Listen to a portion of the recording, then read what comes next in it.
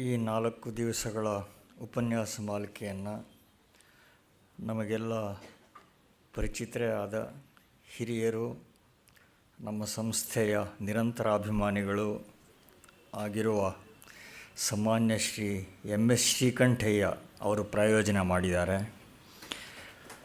ಇದ್ದಾರೆ ಅನ್ಕೋತೀನಲ್ಲ. ಅವರು 60 ವರ್ಷ ಹಿಂದೆ ನನಗೆ ಮೇಷ್ಟ್ರಾಗಿದ್ದರು. ಅವ್ರನ್ನ ನೋಡಿದ್ರೆ ಅವ್ರಿಗೆ 90 ವರ್ಷ ದಾಟಿದೆ ಅಂತ ಯಾರಿಗೂ ಅನಿಸೋದೇ ಇಲ್ಲ. ಅವ್ರದ್ದು ಮೌಲ್ಯನಿಷ್ಠವಾದ ಬದುಕು, ಆ ಮೌಲ್ಯನಿಷ್ಠವಾದ ಬದುಕು ಅವರಿಗೆ ಚಿರಯೌವನವನ್ನು ತಂದುಕೊಟ್ಟಿದೆ. ಇನ್ನೂ ದೀರ್ಘಕಾಲ ಅವರು ನಮಗೆಲ್ಲ ಆಶೀರ್ವಾದ ಮಾಡ್ತಾ ಇರಲಿ ಅಂತ ಪ್ರಾರ್ಥನೆ ಮಾಡ್ತಾ, ಅವರ ಪರಿವಾರಕ್ಕೆಲ್ಲ ಸಕಲ ಶ್ರೇಯಸ್ಸು ಉಂಟಾಗಲಿ ಅಂತ ಹಾರೈಸ್ತೇನೆ. ಮುಂಚೆ ನಾವು ಅಂದುಕೊಂಡಿದ್ದಕ್ಕೆ ಬದಲಾಗಿ ಈ ಮಾಲಿಕೆಯಲ್ಲಿ ಆದರಣೀಯ ಡಾಕ್ಟರ್ ಗುರುರಾಜ್ ಕರ್ಜಗಿಯವರು ಮಂಕುತಿಮ್ಮನ ಕಗ್ಗ, ಸಮಯ ಇದ್ದರೆ ಭಗವದ್ಗೀತಾ ತಾತ್ಪರ್ಯ ಈ ಕೃತಿಗಳನ್ನು ಕುರಿತು ವ್ಯಾಖ್ಯಾನ ಮಾಡೋರಿದ್ದಾರೆ. DVG ವಾಂಗ್ಮಯ ಯಾವುದನ್ನು ತೆಗೆದರೂ ಅದು ಪ್ರಬೋಧಕವೇ ಆಗಿರುತ್ತೆ. ಅದರ ಅಭಿವ್ಯಕ್ತಿ ಮಾಧ್ಯಮ ಮಾತ್ರ ಬೇರೆ ಆಗಿರುತ್ತೆ ಅಷ್ಟೇ. ಅದರ ಒಳಗಿರುವ ಚಿಂತನ ಪ್ರವಾಹ ಅದು ಒಂದೇ ಆಗಿರುತ್ತೆ. ಕಗ್ಗದ ಬಗ್ಗೆ ಏನು ಹೇಳಲೇಬೇಕಾಗಿಲ್ಲ. ಸರನೇ ಅನೇಕ ಸಲ ಇಲ್ಲಿ ಅದರ ಬಗ್ಗೆ ವ್ಯಾಖ್ಯಾನ ಮಾಡಿದ್ದಾರೆ. ಜೀವನ ಕ್ಲೇಶಗಳನ್ನು, ಆಘಾತಗಳನ್ನು ಎದುರಿಸೋದರಲ್ಲಿ ಸಾಮಾನ್ಯ ಜನರಿಗೆ ಮನಸ್ಥೈರ್ಯವನ್ನು, ಒಂದು ಬಲದಾಯಕವಾದ ಜೀವನ ದೃಷ್ಟಿಯನ್ನು ಬೋಧಿಸಿರುವ ಪದ್ಯಮಾಲಿಕೆ. ಅದು ಕನ್ನಡದಲ್ಲೇ ವಿಶಿಷ್ಟ ಸ್ಥಾನ ಪಡ್ಕೊಂಡಿರೋದು, ಅತ್ಯಂತ ಲೋಕಪ್ರಿಯ ಕೃತಿಯಾಗಿರೋದು ಎಲ್ರಿಗೂ ಗೊತ್ತಿರುವ ಸಂಗತಿನೇ. ಒಂದು ದೃಷ್ಟಿಯಿಂದ ಆಶ್ಚರ್ಯ ಕೂಡ ಹೌದು. ಯಾಕೆಂದರೆ ಅದರಲ್ಲಿ ಹಳಗನ್ನಡ, ಸಂಸ್ಕೃತ ಪ್ರಯೋಗಗಳು ತುಂಬಿವೆ. ಕಗ್ಗದಲ್ಲಿ ಪಾಶ್ಚಾತ್ಯ ಸಾಹಿತ್ಯಗಳ, ಪೌರಾಣಿಕ ಆಖ್ಯಾನಗಳ ಉಪಮೆಗಳು ಇವೆಲ್ಲ ಧಾರಾಳವಾಗಿ ಇವೆ. ಇದು ಸುಲಭ ಅಂತ ಏನು ಹೇಳೋಕ್ಕಾಗಲ್ಲ. ಆದರೂ ಕೂಡ ಇದು ಜನ ಅದನ್ನು ಅಷ್ಟು ಆತ್ಮೀಯವಾಗಿ ಆಲಿಂಗಿಸಿಕೊಂಡಿದ್ದಾರೆ. ಅದಕ್ಕೆ ಮುಖ್ಯ ಕಾರಣ ಅಂದರೆ ಅದರ ಸ್ನೇಹಧ್ವನಿ ಏನಿದೆ ಅದು. ಎಲ್ಲಿಯೂ ನಾನು ಬೋಧನೆ ಮಾಡ್ತಾಯಿದ್ದೀನಿ ನೀವು ಕೇಳಿ ಅನ್ನುವ ಧ್ವನಿ ಇಲ್ಲ. ನಾನು ನಿಮ್ಮ ಹಾಗೆ ಒಬ್ಬ ಮನುಷ್ಯ, ನಾನು ನಿಮ್ಮ ಹಾಗೆ ಕಷ್ಟ ಸುಖ ಪಟ್ಟಿದ್ದೀನಿ, ಬವಣೆ ಪಟ್ಟಿದ್ದೀನಿ, ನಮ್ಮ ಅನಿಸಿಕೆಗಳನ್ನು ಹಂಚಿಕೊಳ್ಳೋಣ ಅನ್ನುವ ಸ್ನೇಹಧ್ವನಿ ಅದರಲ್ಲಿ ಇರೋದರಿಂದ ಎಲ್ರಿಗೂ ಬಹಳ ಆತ್ಮೀಯ ಆಗಿದೆ. ಅದರ ಕೆಲವು ಪದ್ಯಗಳ ಅವಲೋಕನ ನಡೆಯೋದಿದೆ. ಹಾಗೆ ಗೀತಾ ತಾತ್ಪರ್ಯ ಅಥವಾ ಜೀವನ ಧರ್ಮಯೋಗ ಅದು ಕೂಡ ವಿಶಿಷ್ಟವಾದ್ದೇ.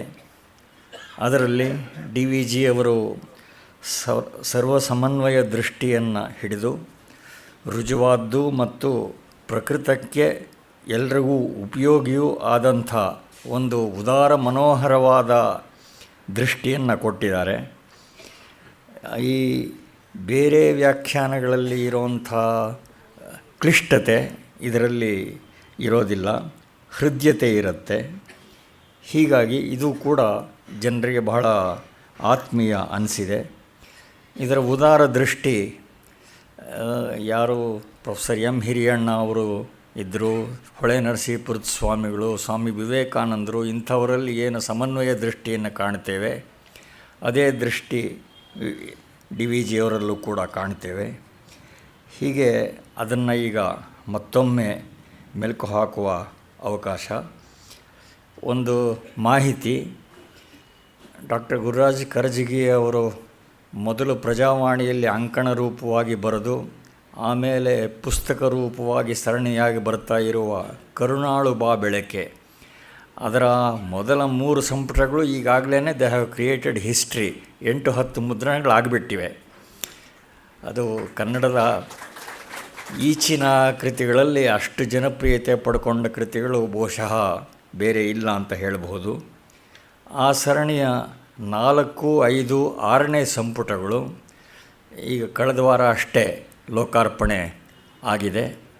ಅದರ ಪ್ರತಿಗಳು ಹೊರಗಡೆ ನಮ್ಮ ಮಳಿಗೆಯಲ್ಲಿ ಲಭ್ಯ ಇವೆ. ತಾವೆಲ್ಲರೂ ಅದನ್ನು ದಯವಿಟ್ಟು ತಗೋಬೇಕು ಅಂತ ವಿನಂತಿ ಮಾಡ್ತೇನೆ. ಈ ಕರುಣಾಳು ಬಾ ಬೆಳಕು ಲೋಕಾರ್ಪಣೆ ಆದ ಸಂದರ್ಭದಲ್ಲಿಯೇ ನಮ್ಮ ಮಿತ್ರರಾದ ಸತ್ಯೇಶ್ ಬೆಳ್ಳೂರ್ ಅವರ ಒಲ್ಮೆ ಬಲೆ, ಅದು ಕೂಡ ಒಂದು ರೀತಿಯ ಮುಕ್ತಕಗಳ ಸಂಕಲನ. ಅದು ತುಂಬ ಒಳ್ಳೆಯ ಕೃತಿ. ಅವರು ಈ ಹಿಂದೆ ಬರೆದ ಮುಕ್ತಕಗಳ ಸಂಕಲನ ಕೂಡ ಅದಕ್ಕೆ ತುಂಬ ಒಳ್ಳೆಯ ಪ್ರತಿಕ್ರಿಯೆ ಅದಕ್ಕೆ ಸಿಕ್ಕಿತ್ತು. ಈ ಕೃತಿಗಳು ಕೂಡ ಮುಂದೆ ಮಳಿಗೆಯಲ್ಲಿ ಲಭ್ಯ ಇವೆ. ಆಸಕ್ತರೆಲ್ಲ ಅದನ್ನು ತಗೊಳ್ಬೇಕು ಅಂತ ವಿನಂತಿ ಮಾಡ್ತಾ ಈ ಸಲದ ಉಪನ್ಯಾಸ ಮಾಲೆಯನ್ನು ಆರಂಭಿಸಬೇಕು ಅಂತ ಡಾಕ್ಟರ್ ಗುರುರಾಜ್ ಕರ್ಜ್ಗಿಯವರು ಪ್ರಾರ್ಥನೆ ಮಾಡ್ತೇನೆ. ಸಹೃದಯರಿಗೆ ನಮಸ್ಕಾರ. ಮತ್ತೊಮ್ಮೆ ಮಗುದೊಮ್ಮೆ ಗೋಖಲೆ ಸಂಸ್ಥೆಗೆ ಬರೋದು ತುಂಬ ಸಂತೋಷವಾದ ಆರೋಗ್ಯಕರ ಆದಂಥ ವಿಷಯ. ಆರೋಗ್ಯಕರವಾದದ್ದು ಯಾಕೆಂದರೆ ಮನಸ್ಸು ಬುದ್ಧಿ ಸ್ವಲ್ಪ ಚುರುಕಾಗಿರ್ತವೆ ಇಲ್ಲಿ ಬರ್ತೀವಿ ಅಂದರೆ. ನನಗೆ ಇದು ಹಾಲ್ ತುಂಬ ಸಣ್ಣದಾಗಿದ್ದಾಗಿನಿಂದ ನೋಡಿದ್ದು, ಅಲ್ಲಿದ್ದಷ್ಟಿದ್ದದ್ದು. ಬುದ್ಧಿ ಚುರುಕಿಲ್ಲದೆ ಹೋದರೆ ಇಲ್ಲಿ ಏನೂ ಕೆಲಸ ಇಲ್ಲ. ಅದು ಅಷ್ಟು ತಯಾರಿ ಮಾಡಿದ್ದಾರೆ. 40 ವರ್ಷಗಳಿಂದ DVG ತಯಾರು ಮಾಡಿದ್ದು. ಒಂದು ಕಲ್ಚರ್ಡ್ ಆಡಿಯನ್ಸ್ ಅಂತ ಒಂದು ಪದ ಇದೆ. ವಿ ಕೆ ಗೋಕಾಕ್ರ ಪತ್ರ ಬರೆದಿದ್ರು ನಮಗೆ. ಅವ್ರು ಹೇಳ್ತಿದ್ರು, the responsibility of a good institution is not only to give information but to culture audience ಅಂತ. ಕೇಳುಗರನ್ನೇ ತಯಾರು ಮಾಡುವಂಥ ಒಂದು ಕೆಲಸ. ಅಂಥ ಅದ್ಭುತ ಕೆಲಸವನ್ನು DVG ಪ್ರಾರಂಭ ಮಾಡಿ ಈಗ ಡಾಕ್ಟರ್ ಎಸ್ ಆರ್ ರಾಮಸ್ವಾಮಿಯವರ ಮಾರ್ಗದರ್ಶನದಲ್ಲಿ ನಡೀತಾ ಇದೆ. ಬಹುಶಃ ಇದೊಂದು ಬಹುದೊಡ್ಡ ಸಾಂಸ್ಕೃತಿಕ ಕೇಂದ್ರ ಅಲ್ಲದೇ ಮನಃಪರಿವರ್ತನೆ ಮಾಡುವಂಥ ಕೇಂದ್ರ ಆಗಿದೆ. ನಾನು ಹೋದ ಸಲ ಬಂದಾಗ ಒಂದು ಪ್ರಯೋಗ ಮಾಡಿದ್ದೆ. ಸಾಮಾನ್ಯವಾಗಿ ಮಂಕುತಿಮ್ಮನ ಕಗ್ಗವನ್ನು ಕನ್ನಡದ ಭಗವದ್ಗೀತೆ ಅಂತ ಕರೀತಾರೆ.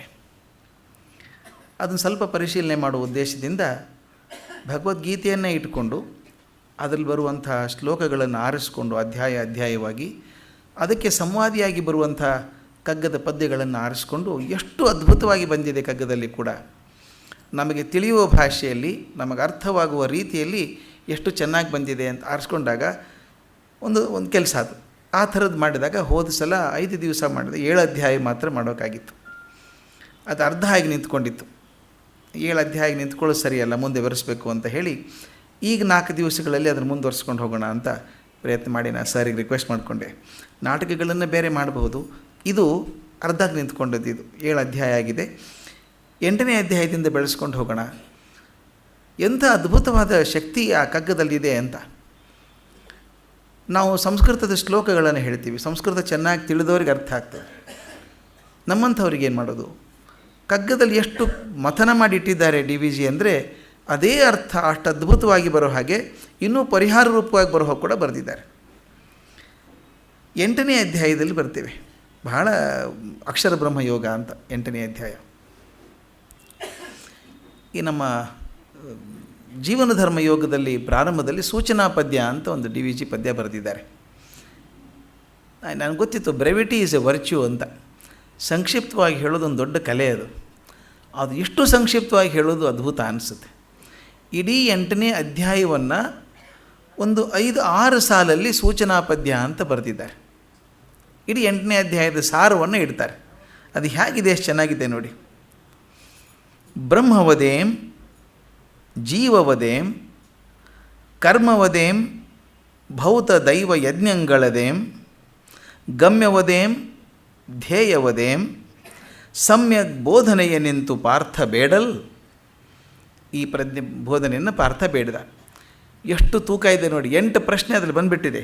ಬ್ರಹ್ಮವದೇಂ ಜೀವವದೇಂ ಕರ್ಮವದೇಂ ಭೌತ ದೈವ ಯಜ್ಞಗಳದೇಂ ಗಮ್ಯವದೇಂ ಧ್ಯೇಯವದೇಂ ಸಮ್ಯಕ್ ಬೋಧನೆಯ ನಿಂತು ಪಾರ್ಥ ಬೇಡಲು.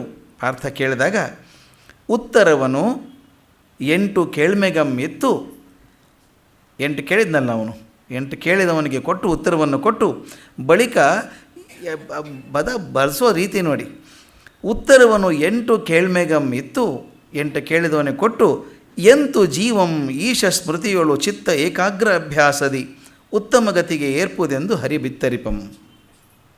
ಆ 8 ಪ್ರಶ್ನೆಗೆ ಉತ್ತರ ಕೊಡೋದಷ್ಟೇ ಅಲ್ಲದೆ ಎಂತೂ ಜೀವಂ ಒಂದು ಜೀವ ಈಶನ ಸ್ಮೃತಿಯೊಳಗೆ ಚಿತ್ತ ಏಕಾಗ್ರ ಅಭ್ಯಾಸದಿ ಏಕಾಗ್ರವಾಗಿ ಮನಸ್ಸಿನಿಂದ ಅಭ್ಯಾಸ ಮಾಡಿದಾಗ ಉತ್ತಮ ಗತಿಗೆ ಏರ್ಪುದು, ಮೇಲಿನ ಗತಿ ಹೇಗೆ ಏರ್ತದೆ ಎಂದು ಹರಿ ಬಿತ್ತರಿಪಂ. ಇಡೀ 8ನೇ ಅಧ್ಯಾಯದ ಸಾರ 6 ಸಾಲಲ್ಲಿ ಬಂದೋಯ್ತು. ಅದನ್ನು ನಾವು ನೋಡೋಣ ಹೇಗಿದೆ ಅಂತ. ಇದೊಂದು ತಮಾಷೆ ಪ್ರಸಂಗ ಶುರು ಆಗ್ತದೆ 8ನೇ ಅಧ್ಯಾಯದಲ್ಲಿ. ನಾನು ಸ್ವಲ್ಪ ಓದಿದಾಗ ವಿಚಿತ್ರ ಅನಿಸಿತ್ತು ಅದು. 8ನೇ ಅಧ್ಯಾಯ ಶುರು ಆಗೋ ಹೊತ್ತಿಗೆ ಅರ್ಜುನ ಪ್ರಶ್ನೆ ಕೇಳ್ತಾನೆ. ಅಲ್ಲಿಂದ ಅರ್ಜುನ ವಾಚೆ ಅಂತ ಶುರು ಆಗುವಂಥದ್ದು. ದಡ ಬಡ ಅರ್ಜುನ ಪ್ರಶ್ನೆ ಕೇಳ್ತಾನೆ. 8 ಪ್ರಶ್ನೆ ಕೇಳ್ತಾನೆ ಒಂದೇ ಸಲ. ಯಾಕೆ ಹಿಂಗೆ ಮಾಡ್ತಾನೆ ಇವನು ಅಂತ 8 ಪ್ರಶ್ನೆ ದಡ ಕೇಳುವಂಥದ್ದು. 7 ಅಧ್ಯಾಯ ಕೇಳಿದ್ದಾನೆ, ಹೊಸಬೇನಲ್ಲ ಅವನು, 7 ಅಧ್ಯಾಯ ಕೇಳಿದ್ದಾನೆ. ಯಾಕೆ ಹಿಂಗೆ ಮಾಡ್ದ ಅಂದರೆ 7ನೇ ಅಧ್ಯಾಯಕ್ಕೆ ಹೋಗ್ಬೇಕು ನಾವು. 7ನೇ ಅಧ್ಯಾಯದಲ್ಲಿ 30 ಶ್ಲೋಕ ಇದೆ. ಒಂದು ಬಾರಿಯೂ ಅರ್ಜುನ ಬಾಯಿ ತೆಗೆದಿಲ್ಲ, ಬರೀ ಕೃಷ್ಣ ಮಾತಾಡಿದ್ದಾನೆ. 30 ಅಧ್ಯಾಯ ಬರೀ 30 ಶ್ಲೋಕಗಳನ್ನ ಬರೀ ಕೃಷ್ಣನೇ ಹೇಳಿತು. ಇದು ಯಾವಾಗಲೂ ಆಗೋದು ಹೀಗೆ. ತುಂಬ ಒಳ್ಳೆ ಮೇಷ್ಟ್ರು ಪಾಠ ಮಾಡ್ತಿರ್ಬೇಕಾದ್ರೆ ಕೇಳ್ತಾ ಕೂತಿರ್ತೀವಿ ಬಾಯಿ ತಕ್ಕೊಂಡು. ಏನೋ ಕೇಳಬೇಕು ಅನಿಸುತ್ತೆ, ಕೇಳಿದ್ರೆ ಅದು ಮುಂದಿನ ಪ್ರಶ್ನೆ ಹೋಗ್ಬಿಡುತ್ತಲ್ಲ, ಮಾತು ಹೋಗುತ್ತೆ ಅಂತ ಇಟ್ಕೊಂಡಿರೋದು. ಒಂದು ಸಲ ಅವ್ರ ಮಾತು ನಿಂತು ದಡಬಡ ಬರುವಂಥದ್ದು. ಕೆಲವರಿಗೆ ಮಾತು ಆಡದೆ ಹೋದರೆ ತುಂಬ ಕಷ್ಟ ಆಗುತ್ತೆ. ನನಗೊಬ್ರು ಹೇಳ್ತಾಯಿದ್ರು, ಒಬ್ಬ ಕಿಟ್ಟಣ್ಣ ಅಂತಿದ್ದ, ಅವನ ಹೆಂಡ್ತಿಗೆ ಹುಚ್ಚಿಡಿತು ಅಂತ ಸುದ್ದಿ ಬಂತು.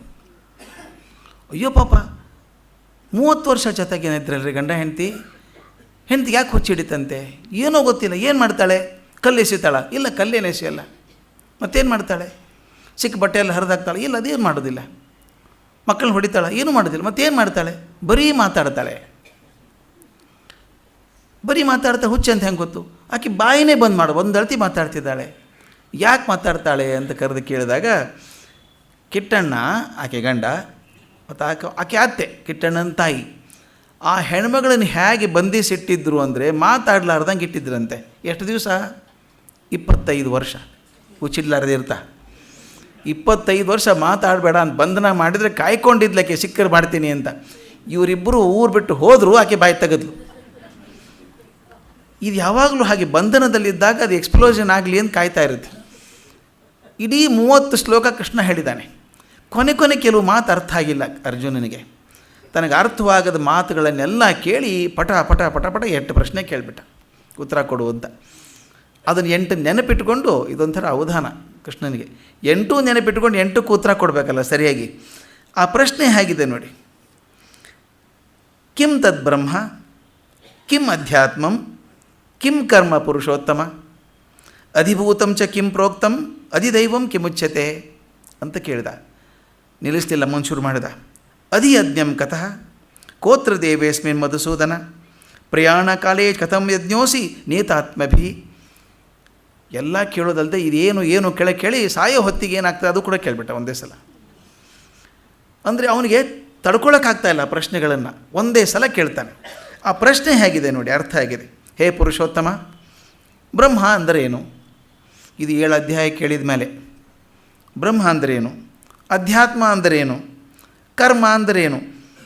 ಒಂದು ಕರ್ಮದ ಬಗ್ಗೆ ಅಧ್ಯಯನೇ ಆಗಿದೆ ಪೂರ್ತಿ, ಅವನಿಗಿನ್ನೂ ಸ್ಪಷ್ಟ ಆಗಿಲ್ಲ. ಕೇಳ್ತಾನೆ, ಕರ್ಮ ಎಂದರೇನು, ಅಧಿಭೂತ ಎಂದರೆ ಯಾವುದು, ಅಧಿದೈವ ಎಂಬುದು ಯಾವುದು? ಇದು ಕೇಳಿದೆ. ಮತ್ತು ಮುಂದೆ, ಹೇ ಮಧುಸೂದನ, ಈ ದೇಹದಲ್ಲಿ ಅಧಿಯಜ್ಞನು ಯಾರು ಮತ್ತು ನಿಯತಾತ್ಮರಿಂದ ಅವರ ಕೊನೆಯ ಕಾಲದಲ್ಲಿ ನೀನು ಹೇಗೆ ಸ್ಮರಿಸಲ್ಪಡುತ್ತಿ ಅಂತ. ಕೆಲವು ಸಾರ್ಥಕ ಜೀವಗಳು ಹೋಗುವಾಗ ಕೊನೆ ಕ್ಷಣದಲ್ಲಿ ನೀನು ನೆನೆಸ್ತಾವಂತೆ, ಅದು ಹೇಗೆ ನೆನೆಸ್ಕೊಳ್ತೀಯಪ್ಪ ನೀನು ಅಂತ ಕೇಳಬೇಕು. ಶುರು ಆದದ್ದು ಬ್ರಹ್ಮ ಅಂದರೇನು ಅಂತ ಶುರುವಾಗಿ ಕೊನೆಗೆ ಸಾಯೋ ಹೊತ್ತಿಗೆ ನೀನು ನೆನೆಸ್ಕೊಳ್ಳೋದು ಹೇಗೆ ಅಂತ 8 ಪ್ರಶ್ನೆ ಒಂದೇ ಸಲ ಕೇಳಿದೆ. The spectrum is so wide, ಅದು ಭಾಳ ಮುಖ್ಯ ಹೇಳೋದು ನಾನು.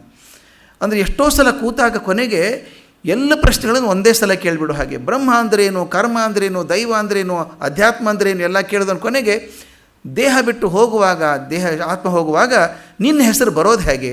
ಕೆಲವರು ದೊಡ್ಡವರಿದ್ದಾರಲ್ಲ, ನಿನ್ನ ಹೆಸರು ತಗೋತಾರೆ. ಆ ನಿಯತಾತ್ಮರಾದವರು ನಿನ್ನ ಹೆಸರನ್ನು ಹೇಗೆ ನೆನೆಸ್ಕೋತಾರೆ ಅಂತೆಲ್ಲ ಕೇಳಿಬಿಟ್ರೆ ಅದಕ್ಕೊಂದೊಂದಾಗಿ ಉತ್ತರ ಕೊಡ್ತಾ ಹೋಗ್ತಾನೆ ಕೃಷ್ಣ. ತುಂಬ ಪೇಷಂಟಾಗಿ ಕೊಡ್ತಾನೆ ಉತ್ತರ. ಅಕ್ಷರಂ ಬ್ರಹ್ಮ ಪರಮಂ ಸ್ವಭಾವೋ ಅಧ್ಯಾತ್ಮ ಮುಚ್ಯತೆ, ಭೂತಭಾವೋದ್ಭವಕರೋ ವಿಸರ್ಗ ಕರ್ಮ ಸಂಹಿತ ಅಂತ ಹೇಳ್ದ. ನಾಶರಹಿತವಾದ ವಸ್ತುವೇ ಬ್ರಹ್ಮ ಅಂತ ಹೇಳ್ದ. ಬ್ರಹ್ಮಕ್ಕೆ ನಾಶ ಇಲ್ಲ. ಹಿಂದಕ್ಕೊಂದ್ಸಲ ನಾವು ತೈತ್ರಿ ಉಪನಿಷತ್ತಿನ ಕಥೆನ ಹೇಳಿದ್ದೆ. ಭೃಗು ಮತ್ತು ವರುಣನ ಕತೆ. ಮಗ ಹೋಗಿ ಅಪ್ಪನಿಗೆ ಕೇಳ್ತಾನೆ, ಬ್ರಹ್ಮನ ಲಕ್ಷಣ ಏನು ಅಂತ. ಆತ ಹೇಳ್ತಾನೆ, ಎರಡೇ ಲಕ್ಷಣ. ಒಂದು, ಬ್ರಹ್ಮಕ್ಕೆ ನಾಶ ಇಲ್ಲ, ಬ್ರಹ್ಮ ನಿನ್ನ ಜೊತೆಗೆ ಇರೋವರೆಗೂ ನಿನಗೆ ಸಂತೃಪ್ತಿ ಇರ್ತದೆ, ತೃಪ್ತಿ ಸಂತೋಷ ಇರ್ತದೆ ಅಂತ. ಈ ಎರಡು ಗುಣ ಇಟ್ಟುಕೊಂಡು ಆ ಹುಡುಗ ಅನ್ನಮಯ ಕೋಶದಿಂದ ಸಚ್ಚಿದಾನಂದ ಕೋಶದವರೆಗೂ ಹೋಗ್ತಾನೆ. ಎರಡೇ ಗುಣ. ಒಂದು, ಬ್ರಹ್ಮಕ್ಕೆ ಸಾವಿಲ್ಲ, ಬ್ರಹ್ಮ ಇರುವಾಗ ನಿನಗೆ ಸಂತೋಷ ಇರ್ತದೆ ಯಾವಾಗಲೂ ಅಂತ. ಎರಡು ಗುಣಗಳು. ಅದೇ ಹೇಳ್ತಾನೆ, ನಾಶರಹಿತವಾದ ವಸ್ತು ಪರಬ್ರಹ್ಮ, ಅದರ ಸ್ವಭಾವವಾದ ಪ್ರತ್ಯೇಗಾತ್ಮ ಇದೆಯಲ್ಲ ಅದೇ ಅಧ್ಯಾತ್ಮ. ಭೂತ ಕೋಟಿಗಳನ್ನು ಉತ್ಪನ್ನ ಮಾಡುವಂಥ ಸೃಷ್ಟಿ ವ್ಯಾಪಾರ ಇದೆಯಲ್ಲ ಅದೇ ಕರ್ಮ ಅಂತ ಸಿಂಪಲಾಗಿ ಹೇಳ್ತಾನೆ. ಅಂದರೆ ಏನಾಯಿತು, ಯಾವುದಕ್ಕೆ ನಾಶವಿಲ್ಲವೋ, ಯಾವುದು ಸದಾಕಾಲ ಸರ್ವಶ್ರೇಷ್ಠವೋ ಅದು ಬ್ರಹ್ಮ. ಅಕ್ಷರಂ, ಇದಕ್ಕೆ ನಾಶ ಇಲ್ಲ. ಅಕ್ಷರಂ ಪರಮ ಅಂದರೆ ಅತ್ಯಂತ ಮೂಲವಾದಂಥದ್ದು, ಶ್ರೇಷ್ಠವಾದದ್ದು ಮತ್ತು ಮೂಲವಾದದ್ದು, ನಾಶವಿಲ್ಲದಂಥದ್ದು ಇದು ಬ್ರಹ್ಮ ಅಂತ. ಇದೇ ಪದ್ಯ ಕೇಳುವ ಹಾಗೆ ಡಿ ವಿ ಜಿ ಕಗ್ಗ ಹೇಗೆ ಕೇಳುತ್ತೆ ನೋಡಿ, ಎಷ್ಟು ಚೆನ್ನಾಗಿದೆ. ಧರ್ಮವೆಂಬುದದೇನು, ಪದ್ಯ 97, 97. ಧರ್ಮವೆಂಬುದದೇನು, ಕರ್ಮವೆಂಬುದದೇನು, ಬ್ರಹ್ಮಾಂಡ ಕಥೆಯೇನು, ಜೀವಿತವಿದೇನು, ಬ್ರಹ್ಮವೆಲ್ಲಕ್ಕೂ ಮೂಲ. ಇದು ಸ್ವಲ್ಪ ಪದ್ಧತಿ ಅಲ್ಲ, ಒಂದು ಸ್ಟೆಪ್ ಮುಂದೆ ಯಾಕೆ ಹೋಗ್ತದೆ ಅಂದರೆ ಪ್ರಶ್ನೆ ಕೇಳಿ ಉತ್ತರನೂ ಕೊಟ್ಬಿಡ್ತಾರೆ ಕೊನೆಗೆ. ಧರ್ಮವೆಂಬುದದೇನು, ಕರ್ಮವೆಂಬುದದೇನು, ಬ್ರಹ್ಮಾಂಡ ಕಥೆಯೇನು, ಜೀವಿತವಿದೇನು, ಬ್ರಹ್ಮವೆಲ್ಲಕ್ಕೂ ಮೂಲ, ಮಾಯೆ ತತ್ಕೃತಿ ಜಾಲ, ಬ್ರಹ್ಮವೇ ಜೀವನವೋ ಮಂಕುತಿಮ್ಮ. ಧರ್ಮ, ಕರ್ಮ, ಬ್ರಹ್ಮಾಂಡ ಕಥೆಯೇನು, ಜೀವಿತವಿದೇನು ಅಂದಾಗ ಅದಕ್ಕೆ ಸೂತ್ರವಾಗಿ ಎರಡೇ ಮಾತು ಬರ್ತದೆ. ಬ್ರಹ್ಮ ಎಲ್ಲಕ್ಕೂ ಮೂಲ, ಎಲ್ಲಕ್ಕೂ ಬ್ರಹ್ಮವೇ ಮೂಲ. ಮಾಯೆ ತತ್ಕೃತಿ ಜಾಲ, ಆ ಬ್ರಹ್ಮದಿಂದ ಹೊರಟಂಥ ಕೃತಿ ಏನಾಗಿದೆಯೋ ಅದರ ಜಾಲ ಹೆಣ್ಕೊಂಡಿದೆಯಲ್ಲ ಜಾಲ, ಅದು ಬ್ರಹ್ಮವೇ ಜೀವನವೋ ಮಂಕುತಿಮ್ಮ ಅಂತ ಹೇಳಿದರು. ಈ ಬ್ರಹ್ಮ ಮೂಲ ಅನ್ನೋದಕ್ಕೆ ಒಂದು ಪದ್ಯ ಮುಂದಿಂದಿದೆ, ಭಾಳ ಅದ್ಭುತವಾದ ಪದ್ಯ, ಈ ಅಧ್ಯಾಯಕ್ಕೆ ಹೊಂದುವಂಥದ್ದು. ನಾನು ತುಂಬ ಹುಡುಕಾಡಿದ್ಮೇಲೆ ಸಿಕ್ಕಿದ ಪದ್ಯ, ತುಂಬ ಚೆನ್ನಾಗಿರೋ ಪದ್ಯ. ಪದ್ಯ 890, ವಿಶೇಷವಾದಂಥ ಪದ್ಯ, ನನಗಿಷ್ಟವಾದದ್ದು. ಸ್ವಲ್ಪ ಆಳಕ್ಕೆ ಹೋಗಬೇಕೇನೋ ಅನಿಸುತ್ತೆ. ನಶ್ವರಾಕೃತಿ ನಾಮಮಯ ವಿಶ್ವವಾರ್ಧಿ ಇದು. ನಶ್ವರಾಕೃತಿ ನಾಮಮಯ ವಿಶ್ವವಾರ್ಧಿ ಇದು. ಶಾಶ್ವತ ಬ್ರಹ್ಮದುಚ್ಛ್ವಾಸ ಘನಬಿಂದು. ವಿಶ್ವಸಿತ ಅಲೆಗಳನ್ನೇ ಪಿಡಿದು ಗುರಿ ಅರಿತು ಈಜೆ ವಿಶ್ವ ಮೂಲಾಪ್ತಿಯಲ ಮಂಕುತಿಮ್ಮ. ಕಲ್ಪನೆ ಮಾಡ್ಕೋಬೇಕು. ನಶ್ವರಾಕೃತಿ, ಯಾವ ಆಕೃತಿನೂ ಉಳ್ಕೊಳ್ಳೋಕೆ ಸಾಧ್ಯ ಇಲ್ಲ. ನಾಮಮಯ, ನಾಮ ತುಂಬಿಕೊಂಡಿದೆ, ಆಕೃತಿ ಯಾವುದೂ ಇಲ್ಲ. ಅಂಥ ವಿಶ್ವವಾರ್ಧಿ ಇದು, ದೊಡ್ಡ ಸಮುದ್ರ, ಮಹಾಸಮುದ್ರ ಇಲ್ಲಿದೆ, ನಾಮಮಯ ಸಮುದ್ರ, ಅದಕ್ಕೆ ಆಕೃತಿಗಳು ಯಾವುದೂ ಇಲ್ಲ. ಅದರೊಳಗೆ ಶಾಶ್ವತ ಬ್ರಹ್ಮದ ಉಚ್ಛ್ವಾಸ, ಶಾಶ್ವತ ಬ್ರಹ್ಮ ಅಂತೇನಿದೆಯೋ ಅದರ ಉಚ್ಛ್ವಾಸ ಇದೆಯಲ್ಲ ಅದೇ ಘನಬಿಂದು. ಇದು ಕಲ್ಪನೆ ಮಾಡ್ಕೋಬೇಕು ನಾವು. ಸಣ್ಣದಾಗಿ ಕಲ್ಪನೆ ಮಾಡ್ಕೋಬೋದು, ಕೊಳ ಅಂತ ಕಲ್ಪನೆ ಮಾಡ್ಕೋಬೋದು. ದೊಡ್ಡ ಕೆರೆ ಇದೆ, ಶಾಂತವಾಗಿದೆ, ಯಾವುದೂ ತೆರೆಗಳಿಲ್ಲ. ಕಲ್ಪನೆ ಮಾಡ್ಕೊಳ್ಳಿ, ಆ ತೆರೆ ಇಡೀ ಕೆರೆಗಳ ಮಧ್ಯದಲ್ಲಿ ಒಂದು ಟಪ್ ಅಂತ ಒಂದು ಕಲ್ಲು ಬಿತ್ತು, ಅಥವಾ ಒಂದು ಹನಿ ನೀರು ಬಿತ್ತು ಅಂತ ಇಟ್ಕೊಳ್ಳಿ. ಟಕ್ ಅಂತ ಬಿದ್ದ ತಕ್ಷಣ, ಘನ ಬಿಂದು ಬಿದ್ದ ತಕ್ಷಣ ಏನಾಗ್ತದೆ, ಅಲ್ಲಿಂದ ಅಲೆಗಳು ಹೊರಡೋಕ್ಕೆ ಶುರು ಆಗ್ತದೆ. ಅಲ್ಲಿಂದ ಅಲೆಗಳು ಬಂದು ತುದಿವರೆಗೂ ಬರ್ತದೆ, ಎಲ್ಲ ಕಡೆಗೆ ಒಂದೇ ಸಲ ಹೋಗುವಂಥದ್ದು. ಇದನ್ನು ನಾನು ಭಾಳ ಕಷ್ಟಪಟ್ಟು ಕ್ವಾಂಟಮ್ ಮೆಕ್ಯಾನಿಕ್ಸ್ ಪಾಠ ಮಾಡುವಾಗ ಹೇಳ್ತಿದ್ದೆ. ಇದನ್ನು MS ಹುಡುಗರಿಗೆ ಮಾಡಬೇಕಾದ್ರೆ ಪಾರ್ಟಿಕಲ್ ಆ್ಯಂಡ್ ವೇವ್ ನೇಚರ್ ಅಂತ ಬರುತ್ತೆ. ಇಲೆಕ್ಟ್ರಾನಿಗೆ ಒಂದು ತರಂಗದ ರೂಪನೂ ಇದೆ, ಅದಕ್ಕೆ ಕಣದ ರೂಪನೂ ಇದೆ. ಕಣವೋ ತರಂಗವೋ ಅಂತ ಭಾಳ ಚಿಂತೆ ಆಗಿರೋದು ಮನುಷ್ಯನಿಗೆ. ಅದು ಕಣನೋ ತರಂಗನೋ ಹೇಗೆ ಗೊತ್ತಾಗೋದು? ಅದಕ್ಕೆ ಹೇಳ್ತಾರೆ, ಯಾವುದು ಒಂದೇ ಕಾಲದಲ್ಲಿ ಒಂದು ಕಡೆ ಮಾತ್ರ ಇರ್ತದೋ, ಯಾವುದೋ ಒಂದು ಕಾಲದಲ್ಲಿ ಒಂದು ಕಡೆಗೆ ಇರುವಂಥದ್ದು ಮಾತ್ರ ಕಣ. ಅದು ಒಂದೇ ಕಾಲದಲ್ಲಿ 10 ಕಡೆ ಇರೋದಾದರೆ, 100 ಕಡೆ ಇರೋದಾದರೆ ಅದು ತರಂಗ. ಒಂದು ಸಿಂಪಲ್ ಸುಲಭ ಹೇಳ್ತೀನಿ. ಈಗ ಒಂದು ರೂಮಲ್ಲಿ ಇದ್ದೀನಿ ನಾನು, 2 ಕಿಟಕಿ ಇದೆ ಅಂತ ಇಟ್ಕೊಳ್ಳಿ. 2 ಕಿಟಕಿ ಇದೆ, ಹೊರಗಡೆ ಯಾರೋ ನನ್ನ ಸ್ನೇಹಿತ ನಿಂತಿದ್ದಾನೆ. ಅವನು ಕೂಗ್ತಾನೆ, ಚೆಂಡು ಎಸಿತೆ ನೋಡೋ ಒಳಗಡೆ, ರೂಮ್ ಒಳಗಡೆ ಅಂತಾನೆ. ಎಸಿ ಅಂತೀನಿ. ಎಸಿದೆ ನೋಡೋ ಅಂತ ಕೂಗ್ತಾನೆ ಅವನು. ಕೈಯಿಂದ ಚೆಂಡು ಎಸಿತಾನೆ. ಚೆಂಡು ಎಸೆದ್ರೆ ಅದು ಆ ಕಿಟಕಿಯಿಂದಾದರೂ ಒಳಗೆ ಬರ್ಬೋದು, ಅಥವಾ ಈ ಕಿಟಕಿಯಿಂದಾದರೂ ಬರ್ಬೋದು. ಎರಡೂ ಕಿಟಕಿಯಿಂದ ಬರೋಕ್ಕೆ ಸಾಧ್ಯ ಇಲ್ಲ. ಅದನ್ನು ಸ್ವಲ್ಪ ಸ್ಲೋ ಮೋಷನ್ ವಿಚಾರ ಮಾಡೋಣ. ನಾವು ಕ್ರಿಕೆಟಲ್ಲಿ ನೋಡ್ತಿದ್ವಿ ಸ್ಲೋ ಮೋಷನ್. ಅವನ ಕೈ ಬಿಡ್ತಲ್ಲ ಬಾಲು, ಗೆಳೆಯ ಹೊರಗಿಂದ ಎಸೆದಾಗ ಅವನ ಕೈ ಬಿಟ್ಟಾಗ ಅವನ ಕೈಯಲ್ಲಿಲ್ಲ, ಅವನ ಕೈಯಲ್ಲಿದ್ದಾಗ ಬೇರೆ ಎಲ್ಲೂ ಇಲ್ಲ. ಅದು ಹಾಗೆ ಚೆಂಡು ದಾಟ್ಕೊಂಡು ಒಂದು ಕ್ಷಣಕ್ಕೆ ಅದು ಕಿಟಕಿಯಲ್ಲಿದೆ. ಆಗ ರೂಮ್ ಒಳಗೂ ಇಲ್ಲ, ಹೊರಗೂ ಇಲ್ಲ. ಅದು ಒಳಗೆ ಬಿತ್ತು, ಒಳಗೆ ಬಿದ್ದಾಗ ಅವನ ಕೈಯಲ್ಲಿಲ್ಲ. ಅಂದರೆ ಚೆಂಡಿಗೆ ಒಂದು ಕಾಲಕ್ಕೆ ಒಂದು ಸ್ಥಾನ ಮಾತ್ರ ಉಂಟು, ಬೇರೆ ಸ್ಥಾನ ಇಲ್ಲ ಅಲ್ವಾ? ಒಂದು ಸ್ಥಾನ ಮಾತ್ರ ಉಂಟು, ಅದು ಕಣದ ಗುಣ. ಅವನು ಕೂಕೊಂಡ, ಸಿಕ್ತಾನೋ ಚೆಂಡು ಅಂತ. ಆ ಧ್ವನಿ ಯಾವ ಕಿಟಕಿಯಿಂದ ಬಂತು? ಅದು ಆ ಕಿಟಕಿಯಿಂದ ಬಂದಿರ್ಬೋದು, ಈ ಕಿಟಕಿಯಿಂದನೂ ಬಂದಿರ್ಬೋದು, ಎರಡೂ ಕಡೆಯಿಂದ ಬಂದಿರ್ಬೋದು, ಬಾಗಿಲು ಸಂಧಿಯಿಂದ ಬಂದಿರ್ಬೋದು, ಎಲ್ಲ ಕಡೆಯಿಂದ ಬಂದಿರ್ಬೋದು. ಅದು ಅಲ್ಲದೆ ಅವನು ಕೂಗಿದ್ದು ನನಗೆ ಮಾತ್ರ ಕೇಳಿಸ್ತಿಲ್ಲ, ರಸ್ತೆ ಆ ಕಡೆ ಇದ್ದವನಿಗೂ ಕೇಳಿಸ್ತು. ಅಂದರೆ ಅವನ ಧ್ವನಿ ಏಕಕಾಲದಲ್ಲಿ ಒಂದಕ್ಕಿಂತ ಹೆಚ್ಚು ಸ್ಥಾನದಲ್ಲಿತ್ತು. ಆದ್ದರಿಂದ ತರಂಗ. ಯಾವುದು ಒಂದು ಕಡೆ ಮಾತ್ರ ಇರ್ತದೋ ಕಣ. ಇಲ್ಲಿ ಬ್ರಹ್ಮನ ಬಗ್ಗೆ ಎಷ್ಟು ಅದ್ಭುತವಾದ ಚಿಂತನೆಗೆ ಡಿ ವಿ ಜಿ ಕೊಡ್ತಾರೆ ಅಂದರೆ, ಬ್ರಹ್ಮ ಎಲ್ಲಿದೆ ಅಂತ ಹೇಳೋಂಗಿಲ್ಲ, ಎಲ್ಲ ಕಡೆನೂ ಇದೆ. ಮತ್ತು ಬ್ರಹ್ಮ ವಸ್ತು ಅಂತೀವಲ್ಲ ನಾವು. ವಸ್ತು ಅಂದರೆ ಒಂದು ಕಡೆ ಇರಬೇಕು, ಅದು ಎಲ್ಲ ಕಡೆನೂ ಇದೆ ಅಂತ ಹೇಳ್ತೀವಿ. ಆದ್ದರಿಂದ ಇದು ಎಲೆಕ್ಟ್ರಾನ್ ಇದ್ದ ಹಾಗೆ ಅದು ಏಕಕಾಲಕ್ಕೆ ಕಣವೂ ಹೌದು, ತರಂಗವೂ ಹೌದು. ಅದ್ಭುತ ಕಲ್ಪನೆ, ಎಂಥದ್ದು ಅದ್ಭುತ ಕಲ್ಪನೆ. ಅದು ಬ್ರಹ್ಮ ವಸ್ತು ಅಂತ ಕರಿತೇನೆ. ವಸ್ತು ಅಂದ ತಕ್ಷಣ ಒಂದು ಕಡೆ ಇರಬೇಕು, ಆದರೆ ಎಲ್ಲ ಕಡೆಗೂ ತುಂಬಿಕೊಂಡಿದೆ ಅಂತ ಹೇಳ್ತೀನಿ. ಏಕಕಾಲಕ್ಕೆ ಎಲ್ಲ ಕಡೆನೂ ಇದೆ ಅದು. ಆದ್ದರಿಂದ ಅದಕ್ಕೆ ಕಣದ ತರಂಗದ ಎರಡು ಗುಣಗಳು ಇದ್ದಾವೆ. ಅದು ಮಾಡರ್ನ್ ಕ್ವಾಂಟಮ್ ಮೆಕ್ಯಾನಿಕ್ಸ್ ಹೇಳ್ಬೇಕಾದ್ರೆ ಹೇಳ್ತಿದ್ದೆ ನಾನು ಅದನ್ನು. MSc ಹುಡುಗರಿಗೆ ಹೇಳಬೇಕಾದ್ರೆ, this is the definition of Brahma. ಒಂದೇ ಕಾಲಕ್ಕೆ ಎಲ್ಲ ಕಡೆಗೂ ಇರಬಹುದು, ಒಂದೇ ಕಡೆಗೂ ಇರಬಹುದು. ನನ್ನ ಹೃದಯದಲ್ಲೂ ಬ್ರಹ್ಮ ಇದ್ದಾನೆ, ಅದು ಸಿಚುವೇಶನಲ್, ಒಂದು ಕಡೆ ಸ್ಥಾನದಲ್ಲಿ ಕೂತ್ಕೊಂಡಿದೆ. ಆದರೆ ಆ ಕ್ಷಣಕ್ಕೆ ಎಲ್ಲ ಕಡೆಗೂ ಇದೆ ಅಲ್ಲ ಅದು. ಆದರೆ ಅದಕ್ಕೆ ಹೇಳ್ತಾರೆ, ಎಷ್ಟು ಚೆನ್ನಾಗಿದೆ ನೋಡಿ, ನಶ್ವರಾಕೃತಿ ನಾಮಮಯ ವಿಶ್ವವಾರ್ಧಿ. ಇದು ದೊಡ್ಡ ಸಮುದ್ರ, ಅದರೊಳಗೆ ಶಾಶ್ವತ ಬ್ರಹ್ಮದ ಉಚ್ಛ್ವಾಸ. ಆ ಬ್ರಹ್ಮ ಒಂದು ಕಣ ಊದ್ತಾನೆ, ಅದನ್ನು ಜೀವ ಊದಬೇಕಲ್ಲ ಅದಕ್ಕೆ. ಅದು ಒಂದು ಘನ ಬಿಂದು. ಆ ಘನ ಬಿಂದು ಬಿತ್ತು, ಅಲ್ಲಿ ಬಿದ್ದ ತಕ್ಷಣ ತರಂಗಗಳು ಬರೋಕ್ಕೆ ಶುರು ಆಯಿತು, ಎಲ್ಲ ಕಡೆ ಹರಡ್ಕೊಂಡ್ಬಂತು. ಅದಕ್ಕೆ ಹೇಳ್ತಾರೆ ಹೇಗಿದೆ ನೋಡಿ, ನಿಶ್ವಸಿತ ಅಲೆಗಳನ್ನೇ ಪಿಡಿದು, ಆ ಮೂಲ ಕೇಂದ್ರದಿಂದ ಹರ್ಕೊಂಡ್ಬರ್ತಾವಲ್ಲ ಅಲೆಗಳೆಲ್ಲ ಬರ್ತಾವಲ್ಲ, ಅದನ್ನೇ ಹಿಡಿದು ಗುರಿ ಅರಿತು ಈಜೆ. ಅದೆಷ್ಟು ಚಂದ ಮಾತದು. ಈಜಬೇಕು, ಆದರೆ ಯಾವ ಕಡೆ? ಗುರಿ ಅರಿತು ಈಜೆ. ನೀವು ಅದರ ಮೂಲ ಕೇಂದ್ರದಿಂದ ಈ ಕಡೆ ಹೋದರೆ ಬ್ರಹ್ಮ ಸಿಗಲಿಕ್ಕಿಲ್ಲ ನಿಮಗೆ. ಗುರಿ ಅರಿತು ಆ ಕಡೆನೇ ಹೋಗಬೇಕು. ಆ ಅಲೆಗಳನ್ನು ಗುರುತಿಡಿದು, ಆ ಗುರಿ ಹಿಡಿದು ಈಜೆ.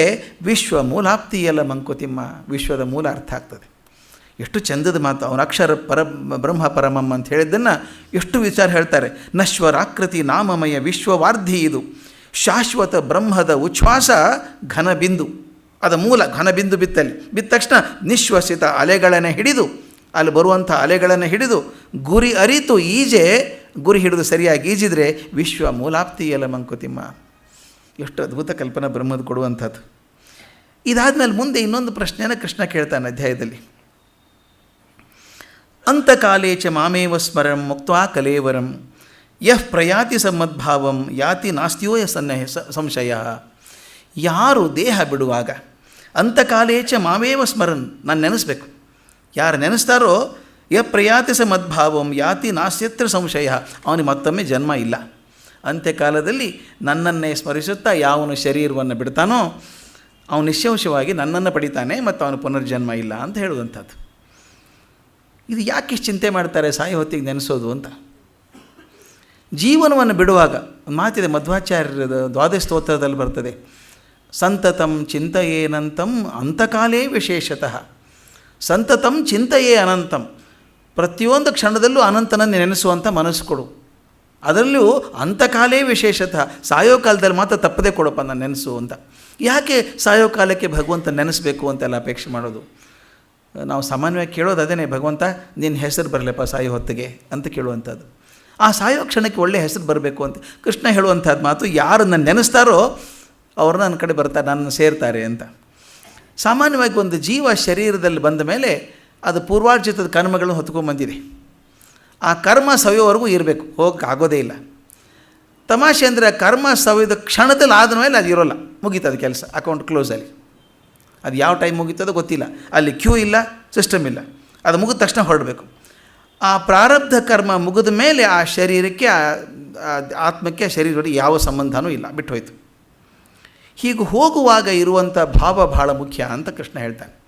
ದೇಹ ಬಿಟ್ಟು ಹೋಗುವಾಗ ಯಾವ ಭಾವ ಇದೆಯೋ ಆ ಭಾವವೇ ನೀನಾಗ್ತೀಯ ಮುಂದೆ ಅಂತ. ನಾವು ಬೇಕಾದಷ್ಟು ಕಥೆಗಳನ್ನು ಕೇಳಿದ್ದೀವಿ, ಜಡಭರತನ ಕಥೆಗಳನ್ನು ಕೇಳಿದ್ದೀವಿ.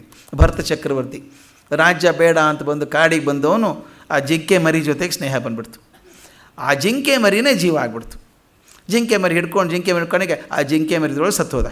ಅವನೇ ಜಿಂಕೆಯಾಗಿ ಹುಟ್ಟಿದ 3 ಜನ್ಮ ಅಂತ ಬರುತ್ತೆ. ಅಂದರೆ ನೀನು ಯಾವುದನ್ನು ನೆನೆಸ್ಕೊಂಡು, ನಾವು ಸಾಮಾನ್ಯವಾಗಿ ಜೀವನದಲ್ಲೇ ಆಗುತ್ತಲ್ಲ, ಏನನ್ನು ನೆನೆಸ್ಕೊಂಡು ಮಲ್ಕೋತೀವೋ ಕನಸಲ್ಲಿ ಅದೇ ಬರ್ತದೆ. ಸಾಮಾನ್ಯವಾಗಿ ನೆನೆಸ್ಕೊಂಡು ಮಲ್ಕೊಂಡದ್ದೇ ಕನಸಲ್ಲಿ ಬರೋದಾದರೆ ಕೊನೆ ಕ್ಷಣದಲ್ಲಿ ಬರುವಂಥದ್ದು ಏನಾಗ್ತದೆ ಅಂತ ಹೇಳ್ತಾರೆ, ನನ್ನನ್ನು ಸೇರ್ತಾರೆ ಅಂತ. ಈ ಯಾವ ರೂಪದಲ್ಲಿ ಭಗವಂತ ನಾವು ನೆನೆಸ್ಕೋತೀವೋ ಸಾಯೋ ಕ್ಷಣದಲ್ಲಿ ಅವನು ದೊರಿತಾನೆ ಅಂತ ಒಂದು ನಂಬಿಕೆ ನಮ್ಮಲ್ಲಿ ಇರುವಂಥದ್ದು. ಅದಕ್ಕೆ ನಮ್ಮಲ್ಲಿ ಹಿರಿಯರು ಯಾವಾಗಲೂ ಮಕ್ಕಳಿಗೆ ದೇವರ ಹೆಸರು ಇಡ್ತಾಯಿದ್ರು. ಕಾರಣ ಇಷ್ಟೇ, ಅತ್ಯಂತ ಹತ್ತಿರವಾಗಿರೋರು ಮಕ್ಕಳು ಮೊಮ್ಮಕ್ಕಳು, ಅವ್ರನ್ನಾದರೂ ನೆನೆಸ್ಕೊಳ್ರಪ್ಪ ಆ ರೀತಿಯಿಂದ ಅಂತ ದೇವರ ಹೆಸರು ಇಡ್ತಾಯಿದ್ರು. ಅದು ಹೆಸರಿಟ್ಟರು ಅವ್ರನ್ನ ಕರೀತಾರೆ ಅಂತ ಏನು ಗ್ಯಾರಂಟಿ ಇಲ್ಲ. ನಾವು ಭಾಳ ಕಡೆ ನೋಡಿದ್ದೀವಿ. ನಮ್ಮ ಧಾರವಾಡದಲ್ಲಿ ಒಬ್ಬರಿದ್ದರು, ಗಂಡ ಹೆಂಡತಿ. ಗಂಡ ಕನಸಿಗೆ ಬೇರೆ ಕಡೆ ಹೋಗೋನು, ಭಾಳ ದಿವಸ ಬಿಟ್ಟಿದ್ದ. ಹೆಂಡತಿ ಪಾಪ ಸಂಸಾರ ನೋಡ್ಕೊಂಡಿದ್ದು. ಅವನು ಬಂದ, ಕೆಲಸ ದುಡ್ಡು ಗಳಿಸ್ಕೊಂಡು ಬಂದ ಸಾಕಷ್ಟು. ಬಂದ ಮೇಲೆ ದಿನನಿತ್ಯ ಜಗಳ, ಗಂಡ ಹೆಂಡತಿ. ದೂರ ಇದ್ದರೆ ವಾಸಿ ಅಂತ ಪಕ್ಕದ ಮನೆಯವ್ರಿಗೂ ಅನ್ನಿಸ್ತು, ಇವ್ರಿಗಷ್ಟೇ ಅಲ್ಲ. ದಿನ ಜಗಳ. ಕೊನೆಗೆ ಅವ್ರು ಏನು ಮಾಡಿದ್ರು, ಯಾರೋ ಹೇಳಿದ್ರು ಅವ್ರಿಗೆ, ಒಂದು ಕೆಲಸ ಮಾಡಿ, ದುಡ್ಡು ಬೇಕಾದಷ್ಟಿದೆ, ತೀರ್ಥಯಾತ್ರೆಗೆ ಹೋಗಿ ಬನ್ನಿ ಅಂತ. ತೀರ್ಥಯಾತ್ರೆಗೆ ಹೋದರು, ವಾರಣಾಸಿಗೆ ಹೋದರು, ಕಾಶಿಗೆ ಹೋದಾಗ ಅಲ್ಲಿ ಯಾರೋ ಸುದ್ದಿ ಬಂತು, ಅಡ್ಡಾಡ್ಕೊಂಡಿದ್ದು. ಸ್ವಲ್ಪ ದಿವಸ ಇದ್ದರು, ಒಂದು ವಾರ. ಅಲ್ಲಿ ಯಾರೋ ಹೇಳಿದಂತೆ ಇಲ್ಲಿ ಸತ್ತರೆ ಮೋಕ್ಷ ಸಿಗುತ್ತೆ ಅಂತ. ಆತಂದ ಸಾಯೋದೇ ಗ್ಯಾರಂಟಿ, ಧಾರವಾಡದಲ್ಲಿ ಸಾಯೋದಕ್ಕಿಂತ ಕಾಶಿಯಲ್ಲಿ ಸಾಯೋದು ವಾಸಿ ಅಂದ. ಆ ದುಡ್ಡೆಲ್ಲ ತಂದ, ಮನೆ ಕಟ್ಸ್ಕೊಂಡ, ಅಲ್ಲೇ ಇರಬೇಕು, ಕಾಶಿಯಲ್ಲೇ ಸಾಯಬೇಕು. ಕಾಶಿ ಊರು ಬಿಟ್ಟು ಎಲ್ಲೂ ಹೋಗ್ತಿದ್ದಿಲ್ಲ. ಆದರೆ ಜಗಳ ಮಾತ್ರ ಏನು ಇಲ್ಲಿ ಹೋಗಿ ಧಾರವಾಡದಿಂದ ಕಾಶಿಗೆ ಹೋಯ್ತು ಅಷ್ಟೇ. ಅವ್ರು ತೀರ್ಮಾನ ಮಾಡಿಕೊಂಡ್ರು. ಯಾರೋ ಒಬ್ಬ ಹಿಂದೆ ಮಾತು ಹೇಳಿದರು, ನೋಡಪ್ಪ ಸಾಯೋ ಹೊತ್ತಿಗೆ ಏನು ಅನ್ಕೋತಿರೋ ಹಾಗಾಗ್ತೀರಿ, ದೇವ್ರು ನೆನೆಸ್ಕೊಳ್ಳಿ, ಜಗಳಾಡಬೇಡಿ ಅಂತ. ಆತ ಜಗಳಾಡೋದು ಬೇಡ, ಏನು ಬರೀ ದೇವ್ರು ನೆನೆಸ್ಕೊಳ್ಳೋಣ ಅಂತ ವಿಚಾರ ಮಾಡಿದರು. ಕೆಲವೊಂದು ಸಲ ನೋಡಿರ್ಬೇಕು ನೀವು, ಸಿಟ್ಟು ಬಂದಾಗ ಮಂತ್ರ ಕೂಡ ಹೊರಟಾಗುತ್ತೆ. ಮನೆಯಲ್ಲಿ ಸಿಟ್ಟು ಬಂದಾಗ ಮಂತ್ರನೇ ಜೋರು ಬಿಡ್ತು, ಅದು ಹಲ್ಕಚ್ಚಿ ಅದೇ ಮಂತ್ರನೇ ಜೋರಾಗಿ ಅನ್ನೋದು. ಮಂತ್ರ ಇರೋಲ್ಲ ಅದರೊಳಗೆ, ಭಾವನೆ ಮಾತ್ರ ಇರೋದು. ಇವರು ಇದ್ದರು. ಒಂದು ಸಲ ಅವ್ರಿಗೆ ವಯಸ್ಸಾಯಿತು, ಇನ್ನು ಕಾಶಿ ಬಿಟ್ಟು ಹೋಗೋದು 12 ವರ್ಷ ಇದ್ದರು ಸ್ವಾಮಿ ಕಾಶಿಯಲ್ಲಿ, ಅಲ್ಲೇ ಸಾಯಬೇಕು ಅಂತಿದ್ದವರು. ಕೊನೆಗೆ ಒಂದು ದಿವಸ ಅವ್ರು ಬೇರೆ ಕಡೆ ಹೋಗ್ಬೇಕಾಯ್ತು. ಒಂದು ದಿವಸ ಮಾತ್ರ ಹೋಗಿ ಬಂದ್ಬಿಡೋಣ ಅಂದರೆ ಅವ್ರು ಸಾಯಲ್ಲ ಅಂತ ಗ್ಯಾರಂಟಿ ಇತ್ತು ಅವ್ರಿಗೆ. ಅದು ಹೋಗ್ಬಿಡೋಣ ಅಂಥೇಳಿ ಅಲ್ಲಿ ಬಿಟ್ಟು ಬೇರೆ ಊರಿಗೆ ಹೋದರು. ಈ ನಮ್ಮ ಗುಜರಾತ್ ಹತ್ರ ಒಂದು ಊರಿಗೆ ಹೋದರು. ವಿಮಾನದಲ್ಲಿ ಹೋದರು, ಬೆಳಗ್ಗೆ ಮುಗಿಸ್ಕೊಂಡು ಸಾಯಂಕಾಲ ಕಾರ್ಯಕ್ರಮ ಬರಬೇಕು ವಾಪಸ್ಸು ಅಂತ. ಯಾರಿಗೋ ಏನೋ ಸಮಾರಂಭಕ್ಕೆ ಏನೋ ಗಿಫ್ಟ್ ಕೊಡಬೇಕು ಅಂತ ಹೋಗಿದ್ದಾರೆ, ಕಾಣಿಕೆ ಕೊಡಬೇಕು ಅಂತ. ಈ ತಾಮ್ರದ ವಿಗ್ರಹಗಳು ಇರ್ತಾವಲ್ಲ, ಅಂಗಡಿಗೆ ಹೋದರು, ಕೊಂಡ್ಕೋಬೇಕು, ಅದೇನು ಕೊಡಬೇಕು ಅಂತ. ಅಲ್ಲಿ ಜಗಳ ಶುರುವಾಯಿತು. ಇದನ್ನು ಕೊಡೋಣ ಅಂತ ಹೆಂಡ್ತಿ, ಅದು ಬೇಡ ಅಂತ ಇದು. ಅಲ್ಲಿ ಜಗಳ ಶುರುವಾಗಿ ಅವನು ಸಿಟ್ಟು ಬಂದು ಜೋರಾಗಿ ಹೆಂಡ್ತಿ, ನೀನು ಯಾವಾಗಲೂ ಹೀಗೆ ನೀನು ಅಂತ ತಲೆಬಿಟ್ಟು ದಬಾರ್ ಅಂತ. ಆಕೆ ಬಿದ್ಲು, ಆ ಸಾಮಾನುಗಳ ಮೇಲೆ ಬಿದ್ಲು. ಆಕೆನ ತಳೆದವನು ಇವನು ಸಣ್ಣವನೆಲ್ಲ, ಇವನು ವಯಸ್ಸಾಗಿದೆ, ತಲೆ ಹಿಂದೆ ಬಿದ್ದ ಇವನು. ತಮಾಷೆ ನೋಡಿ, ಆಕೆ ತಲೆಗೆ ಪೆಟ್ಟಾಗಿ ಆಕೆ ತಕ್ಷಣ ಸತ್ತೋದ್ಲು. ಒಂದು ವಾರಕ್ಕೆ ಇವನು ಸತ್ತೋದ. ಹೋದದ್ದು ಅದಕ್ಕೆ ಕಾಶಿಯಲ್ಲಿ ಸಾಯಬೇಕು ಅಂತ, ಸತ್ತದ್ದು ಗುಜರಾತಲ್ಲಿ. 12 ವರ್ಷ ಮನೆ ಕಟ್ಕೊಂಡಿದ್ದು. ಆದರೆ ಕೊನೆ ಕ್ಷಣಕ್ಕೆ ಹೆಸರು ಬಂತು ಅಂತ ಏನು ಹೇಳಾರೆ. ಕೊನೆ ಕ್ಷಣಕ್ಕೆ ನೀನು ಹಿಂಗೆ ಇದೆಯಾ ನೀನು ಅಂತ ಬೈಕೊಂಡೇ ಹೋದದ್ದು. ಇದು ಭಾಳ ಚಂದದ ಮಾತು ಕೃಷ್ಣ ಹೇಳೋದು. ಸಾಯುವಾಗ ನನ್ನ ಹೆಸರು ಬಾಯಿಗೆ ಬರಲಿ ಅಂತ ಯಾಕಂತಾನೆ ಅಂದರೆ ಸುಮ್ಮನೆ ಬರಲ್ಲ, ಅದು ಅಭ್ಯಾಸ ಆಗಬೇಕದು. ಜೀವನದುದ್ದಕ್ಕೂ ಅಂದು ಅಭ್ಯಾಸ ಆದರೆ ಕೊನೆಗೆ ಬರುತ್ತೆ. ಇದರ ಏನು ಅಭ್ಯಾಸ ಆಗಿದೆ ಅದೇ ಬರುತ್ತೆ. ಅದಕ್ಕೆ ಹೇಳ್ತಾನೆ ಅದು ಹೆಸರು ಬರಬೇಕು ಅಂತ. ಅಜಾಮಿಳನ ಕತೆ ನಾವು ಕೇಳಿದ್ದೀವಿ. ಅಜಾಮಿಳನ ಕತೆ ಮಗ ನಾರಾಯಣ ಅಂದ ಅಂತ. ಅಷ್ಟು ಸುಲಭ ಅಲ್ಲ ಅದು. ಬರೀ ಮಗ ನಾರಾಯಣನ ಕರೆದ್ರೆ ನಾರಾಯಣ ಬರೋಲ್ಲ.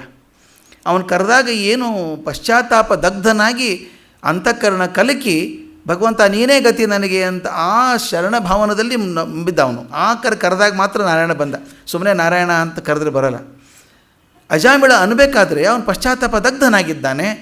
ಕೃಷ್ಣನ ಭಗವಂತ ನೆನೆಸ್ಕೊಂಡಿದ್ದಾನೆ, ನಾರಾಯಣ ಅಂತ ಕರೆದ. ಅಜಾಮಿಳನಿಗೆ ಮೋಕ್ಷ ಕೊಟ್ಟ ಅಂತ ಹೇಳಿ. ಅಂದರೆ ಕೊನೆಯ ಕ್ಷಣಕ್ಕೆ ಬರಬೇಕಾದದ್ದು ಎಷ್ಟು ವಿಚಿತ್ರ ಅಲ್ಲ. ಎಲ್ಲ ಧರ್ಮಗಳಲ್ಲೂ ಇದೆ ಇದು ವಿಚಿತ್ರ. ಅಂದರೆ ನಮ್ಮ ಹಿಂದೂ ಧರ್ಮ ಸಂಪ್ರದಾಯದಲ್ಲಿ ಮಾತ್ರ ಅಲ್ಲ, ಕ್ರೈಸ್ತ ಸಂಪ್ರದಾಯದಲ್ಲಿದೆ. ದಿ ಮೊಮೆಂಟ್ ಆಫ್ ಡೆತ್ ಅಂತ ಕರೀತಾರೆ ಅವರು. ಸಾಯೋ ಕ್ಷಣದಲ್ಲಿ ಮನಸ್ಸು ನಿರ್ಮಲವಾಗಿರಬೇಕು ಅಂತ.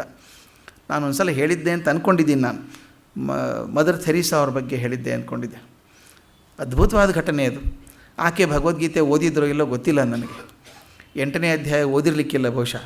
ಆದರೂ ಕೂಡ 8ನೇ ಅಧ್ಯಾಯದ ಅರ್ಥ ಏನಿದೆಯೋ ಸಾಯೋ ಕ್ಷಣಕ್ಕೆ ಭಗವಂತನ ನೆನೆಯಬೇಕು ಅಂತನ್ನುವಂಥ ಮಾತು ಆಕೆ ನನಗೆ ಹೇಳಿದ್ದುಂಟು.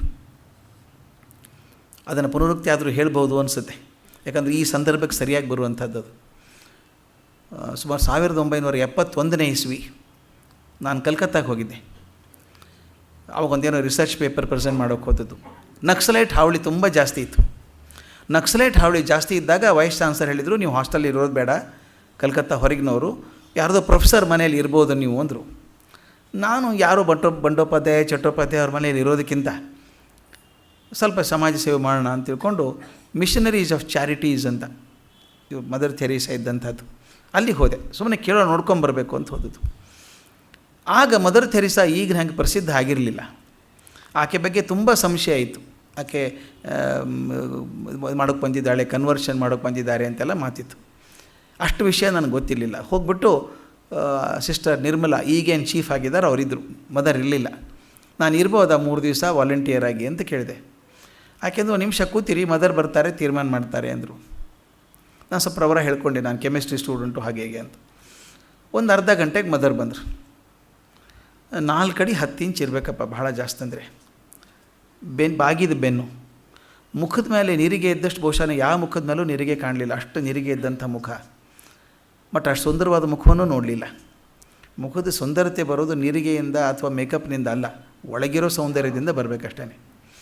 ಆ ಕಣ್ಣು ಒಂಥರ ಬೂದು ಬಣ್ಣದ ಕಣ್ಣು, ಸ್ಟೀಲಿ ಗ್ರೇ ಐ ಅಂತಾರೆ.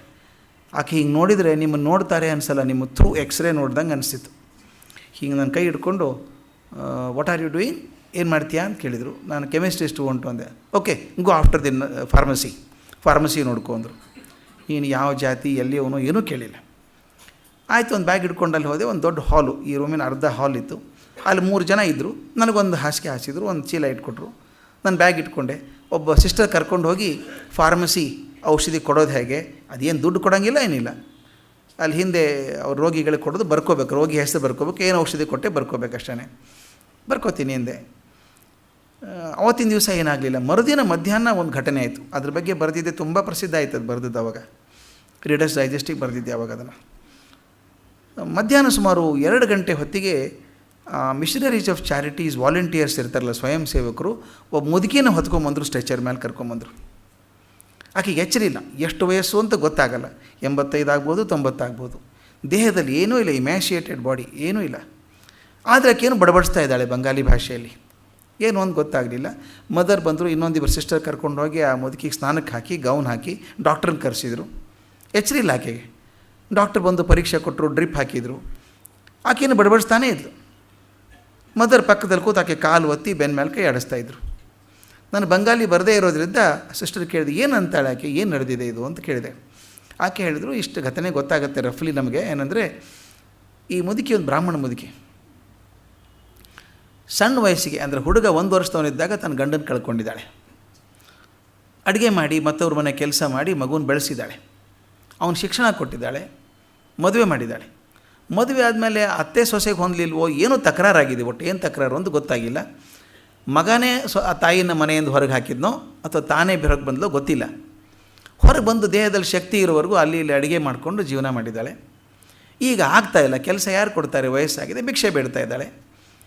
ಈಗ ಭಿಕ್ಷೆ ಸಿಕ್ಕಿಲ್ಲ, ಜ್ವರ ಬಂದುಬಿಟ್ಟಿದೆ ವಿಪರೀತ. ಕಾಳಿ ಘಾಟ್ ಹತ್ರ ಎಚ್ಚರ ತಪ್ಪಿ ಬಿದ್ದಿದ್ದಾಳೆ. ಆಕೆನ ಹೊತ್ಕೊಂಬಂದಿದ್ದಾರೆ. ಆಕೆ ಯಾರು ಏನೂ ಗೊತ್ತಿಲ್ಲ, ಮನೆಯಲ್ಲಿ ಗೊತ್ತಿಲ್ಲ. ಆಮೇಲೆ ಆಕೆಗೆ ಔಷಧಿ ಕೊಟ್ಟರು, ಎಲ್ಲ ಆಯಿತು. ಆ ಮದರ್ ಏನು ಹೇಳ್ತಾರೆ ಆಕೆಗೆ, ಮುದುಕಿ ಬಡಬಡಿಸ್ತಾ ಇದ್ಲಲ್ಲ, ಹಾಗೇನೆ ಏನು ಬಡಬಡಿಸ್ತಾಳೆ ಆಕೆ ಅಂತ. ಇಲ್ಲ, ತನ್ನ ಮಗನಿಗೆ ಶಾಪ ಹಾಕ್ತಿದ್ದಾಳೆ. ಅವನೇ ನಾನು ಹಾಳು ಮಾಡಿದ್ದು, ಒಬ್ಬನೇ ಮಗ ಅಂತ ಕಣ್ಣಿನ ದೀಪ ಬೆಳೆಸ್ದಂಗೆ ಬೆಳೆಸಿದೆ, ನಾನು ಹಾಳು ಮಾಡಿದ, ಯಾರ್ದೋ ಮಾತು ಕೇಳ್ಕೊಂಡು ಏನೋ ಬೈತಾ ಇದ್ಲು. ಮದರ್ ಏನು ಹೇಳ್ತಾರೆ ಅಂತ ಕೇಳಿದೆ. ಮಗನ ಬೈಬೇಡ, ತಾಯಿ ಅಂದರೆ ದೇವರಿದ್ದ ಹಾಗೆ, ದೇವರೇ ಶಾಪ ಕೊಟ್ಟರೆ ಉಳ್ಕೊಳ್ತಾ ಮಗು, ನಿನ್ನ ಮಗು ನೀನೇ ಹಾಳು ಮಾಡಬೇಕಾ ಶಾಪ ಕೊಟ್ಟು, ಹಾಗೆ ಮಾಡಬೇಡ, ಬರ್ತಾನವನು ಕರ್ಕೊಂಡು ಹೋಗ್ತಾನೆ, ಇನ್ನು ಚಿಂತೆ ಮಾಡಬೇಡ ಅಂತ ಈಕೆ ಬೆನ್ನ ಮೇಲೆ ಕೈ ಆಡಿಸಿ ಹೇಳ್ತಾಯಿದ್ರು. ಸುಮಾರು 4:15 ಹೊತ್ತಿಗೆ ಆ ಔಷಧಿ ಪ್ರಭಾವದಿಂದನೋ ಸೇವೆ ಪ್ರಭಾವದಿಂದನೋ ಮುದುಕಿಗೆ ಎಚ್ಚರ ಬಂತು. ಎಚ್ಚರ ಬಂದ ತಕ್ಷಣ ಮೊದಲನೇ ಕೆಲಸ ಮದರ್ ಮಾಡಿದ್ದು, ಆ ಸಿಸ್ಟರ್ಗೆ ಹೇಳಿಬಿಟ್ಟು ಅಡ್ರೆಸ್ ಬರ್ಕೋ, ಮಗನ ಮನೆ ಅದು ಅಂತ. ಮಗನ ಮನೆ ಅಡ್ರೆಸ್ ತೊಗೊಂಡ್ರು. ಒಂದು ಚೀಟಿಯಲ್ಲಿ ಬರೆದು ಒಂದು ಜೀಪ್ ಕೊಟ್ಟು ಕಳಿಸಿದರು. ಹೀಗೆ ನಿನ್ನ ತಾಯಿ ನಮ್ಮಲ್ಲಿದ್ದಾರೆ, ನೀವು ಬಂದು ನೋಡ್ಕೋತೀಯಾ, ಕರ್ಕೊಂಡು ಹೋಗ್ತೀಯಾ ಅಂತ ಬರೆದ್ರು. ಆತ ಅದ್ರ ಹಿಂದೆನೇ ಬರೆದು ಕಳಿಸಿದ. ಬೇರೆ ಕಾಗದ ಕೂಡ ವೇಸ್ಟ್ ಮಾಡಲಿಲ್ಲ ಅವನು, ಅದ್ರ ಹಿಂದೆ ಬರೆದು ಕಳಿಸಿದ. ನನಗೆ ಆಕೆಗೆ ಏನೂ ಸಂಬಂಧ ಇಲ್ಲ, ಎಷ್ಟು ವರ್ಷ ಮನೆ ಬಿಟ್ಟು ಹೋಗಿ, ಅದು ಅಲ್ಲದೆ ನಿಮ್ಮಲ್ಲಿ ಬಂದುಬಿಟ್ಟಿದ್ದಾಳೆ ಆಕೆ, ಇದ್ರಲ್ಲಿ ನನಗೇನು ಸಂಬಂಧ ಇಲ್ಲ, ನೀವೇ ಇಟ್ಕೊಳ್ಳಿ ಅಂತ ಬರೆದು ಕಳಿಸ್ದ. ಅದನ್ನು ಆಕೆ ತಾಯಿಗೆ ಹೇಳಲಿಲ್ಲ ಮದರ್. ಹಾಗೆ ಔಷಧಿ ಶುರು ಮಾಡಿದರು. ಸಾಯಂಕಾಲ 7 ಗಂಟೆ ಹೊತ್ತಿಗೆ ಮುದುಕಿಗೆ ಸ್ಪಷ್ಟ ಎಚ್ಚರ ಬಂದುಬಿಡ್ತು. ನಗ್ನಗ್ತಾ ಇದ್ಲು ಮುದುಕಿ. ಈಗ ಹೌದು, ನೀನು ಹೇಳಿದ್ದು ಕರೆಕ್ಟು, ನನ್ನ ಮಗ ಒಳ್ಳೆಯವನವನು, ನಿಮ್ಗೆ ಗೊತ್ತಿಲ್ಲ, ಸಣ್ಣ ಮಗ ಆಗಿದ್ದೆ ಎಷ್ಟು ಚೆನ್ನಾಗಿದ್ದೆ ಗೊತ್ತಾ, ಏನು ತುಂಟತನ ಮಾಡ್ತಿದ್ದ, ಅದೆಲ್ಲ ನೆನೆಸ್ಕೊಳ್ಳೋಕೆ ಶುರು ಮಾಡಿದ್ಲು. ಬಂದು ನನ್ನ ತುಂಬ ಪ್ರೀತಿಯವನು, ಯಾರೋ ಹೇಳಿರ್ತಾರೆ ನಂಬಿರ್ತಾನೆ, ಬರ್ತಾನೆ, ಅವ್ನು ಗ್ಯಾರಂಟಿ ಗೊತ್ತಿದೆ, ನಾನು ಕರ್ಕೊಂಡು ಹೋಗ್ತಾನೆ ಅಂತ ನಗ್ನಗ್ತಾ ಮಾತಾಡ್ತಾ ಇದ್ಲು. ನಾವು ಒಂದು ಮುದುಕಿ ಪಾರಾದ್ಲು, ಬದುಕಿದ್ಲು ಅಂತ. ಸ್ವಲ್ಪ ಗಂಜಿ ಹಣ್ಣಿನ ರಸ ಕೊಟ್ಟರು. ಮುದುಕಿ 9 ಗಂಟೆಗೆ ಮಲ್ಕೊಂಡ್ರು. ರಾತ್ರಿ 1:30-2 ಗಂಟೆಗೆ ಮತ್ತೆ ಗದ್ದಲ ಶುರು. ಇಂಥದ್ದು ಏನಾದರೂ ಇದ್ದೇ ಇರ್ತದೆ ಅಲ್ಲಿ, ಒಂದಿಷ್ಟು ಜನ ಇರ್ತಾರೆ. ಅಲ್ಲಿ ಹಿಂದಂತೂ ಒಂದು ಹಾಲು, ಅಲ್ಲಿ ಕುಷ್ಠರೋಗಿಗಳು ಮಲ್ಕೊಂಡಿರ್ತಾರೆ, ನೋಡ್ಬೇಕು ಸ್ವಾಮಿ. ನಾನು ಸೇವೆ ಅಂತ ಬಾಯಿಂದ ಮಾತಾಡೋದು ಕೇಳಿದ್ದೆ, ನಾನು ಅಂದ್ಕೊಂಡಿದ್ದೆ ಸೇವೆ ಅಂದರೆ ಭಾಳ ಸುಲಭ ಅಂತ. ಅಲ್ಲಿ ನೋಡಿದ್ಮೇಲೆ ಅನ್ನಿಸ್ತು ಸೇವೆ ಮಾಡೋದು ಹೇಗಿದೆ ಅಂತ. ದವಡೇನೇ ಇಲ್ಲ, ಫೈನಲ್ ಸ್ಟೇಜಸ್ ಆಫ್ ಲೆಪ್ರಸಿ, ಕುಷ್ಠರೋಗ ಬಂದು ಇನ್ನೇನು ಬದುಕೋಲ್ಲ ಅನ್ನೋಂಥವರಿಗೆ ತಾನೇ ಕಾಯಿಂದ ತುತ್ತು ಮಾಡಿ ಬಡಿಸಿ ಎಂಜಲು ಒರೆಸಿದ್ದನ್ನು ನೋಡಿದ್ದೆ ನಾನು. ನಾವು ನಮ್ಮ ಹಿರೇ ಮನೆಗೆ ಗಾಯ ಆದರೆ, ದೊಡ್ಡವ್ರಿಗೆ ಗಾಯ ಆದರೆ ಒರೆಸ್ಬೇಕಾದ್ರೆ 3 ಸಲ ಮುಖ ಹೆಂಗೆ ಮಾಡ್ಕೋತೀವಿ. ಯಾವುದೋ ಗೊತ್ತಿಲ್ಲದ ಪ್ರಾಣಿಗೆ ಬಾಯಲ್ಲಿ ತುತ್ತು ಹಾಕಿ ಒರೆಸಿ ಎಂಜಲು ಒರೆಸ್ಬೇಕಾದ್ರೆ ಕೈಯಿಂದ, ಅದು ದೊಡ್ಡ ಸೇವೆ ಮಾಡಲಿಕ್ಕೆ ಮನಸ್ಸು ಗಟ್ಟಿ ಇರಬೇಕು. ಆನಂತರ ಗದ್ದಲ ಶುರು ಆಯ್ತಲ್ಲ, ಹೋದ್ವಿ, ಮತ್ತೆ ಎಲ್ಲರೂ ಹೋದ್ವಿ. ನೋಡಿದರೆ ಡಾಕ್ಟರ್ ಬಂದಿದ್ದಾರೆ, ಮುದುಕಿದು ಪಲ್ಸ್ ರೇಟ್ ಕಮ್ಮಿ ಆಗ್ತಾಯಿದೆ, BP ಕಮ್ಮಿ ಆಗ್ತಾಯಿದೆ. ಏನು ಟ್ರೈ ಮಾಡಿದರು, ಆಕ್ಸಿಜನ್ ಹಾಕಿದರು, ಮುದುಕಿ ಬದುಕಲಿಲ್ಲ. ಸುಮಾರು 3 ಹೊತ್ತಿಗೆ ತೀರ್ಕೊಂಡ್ಬಿಡ್ತು ಮುದುಕಿ.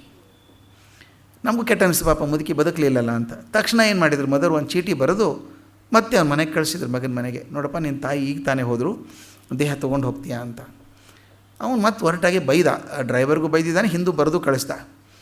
ಆಕೆ ಬದುಕಿದಾಗೆ ನನ್ನ ಸಂಬಂಧ ಎಲ್ಲ, ಸತ್ತ ಮೇಲೆ ತೊಗೊಂಡು ಏನು ಮಾಡೋದು ದೇಹ, ಅದಕ್ಕೇನಾದರೂ ಮಾಡ್ಕೊಳ್ಳಿ ನೀವು ಅಂತ ಹೇಳಿದ. ಅದು ಸುದ್ದಿ ಬರೋ ತನಕ ಸುಮಾರು 5:15 ಆಗಿರಬೇಕು. ಅಲ್ಲೇ ಇದ್ವಿ ನಾವು ಸುತ್ತಲೂ. ನಮಗೆ first time I was seeing death. Actually ನಾನು ಹುಡುಗ ಆವಾಗ ಮೊದಲೇ ಸಲ ಸಾವನ್ನು ಹಿಂಗೆ ನೋಡಿದ್ದು.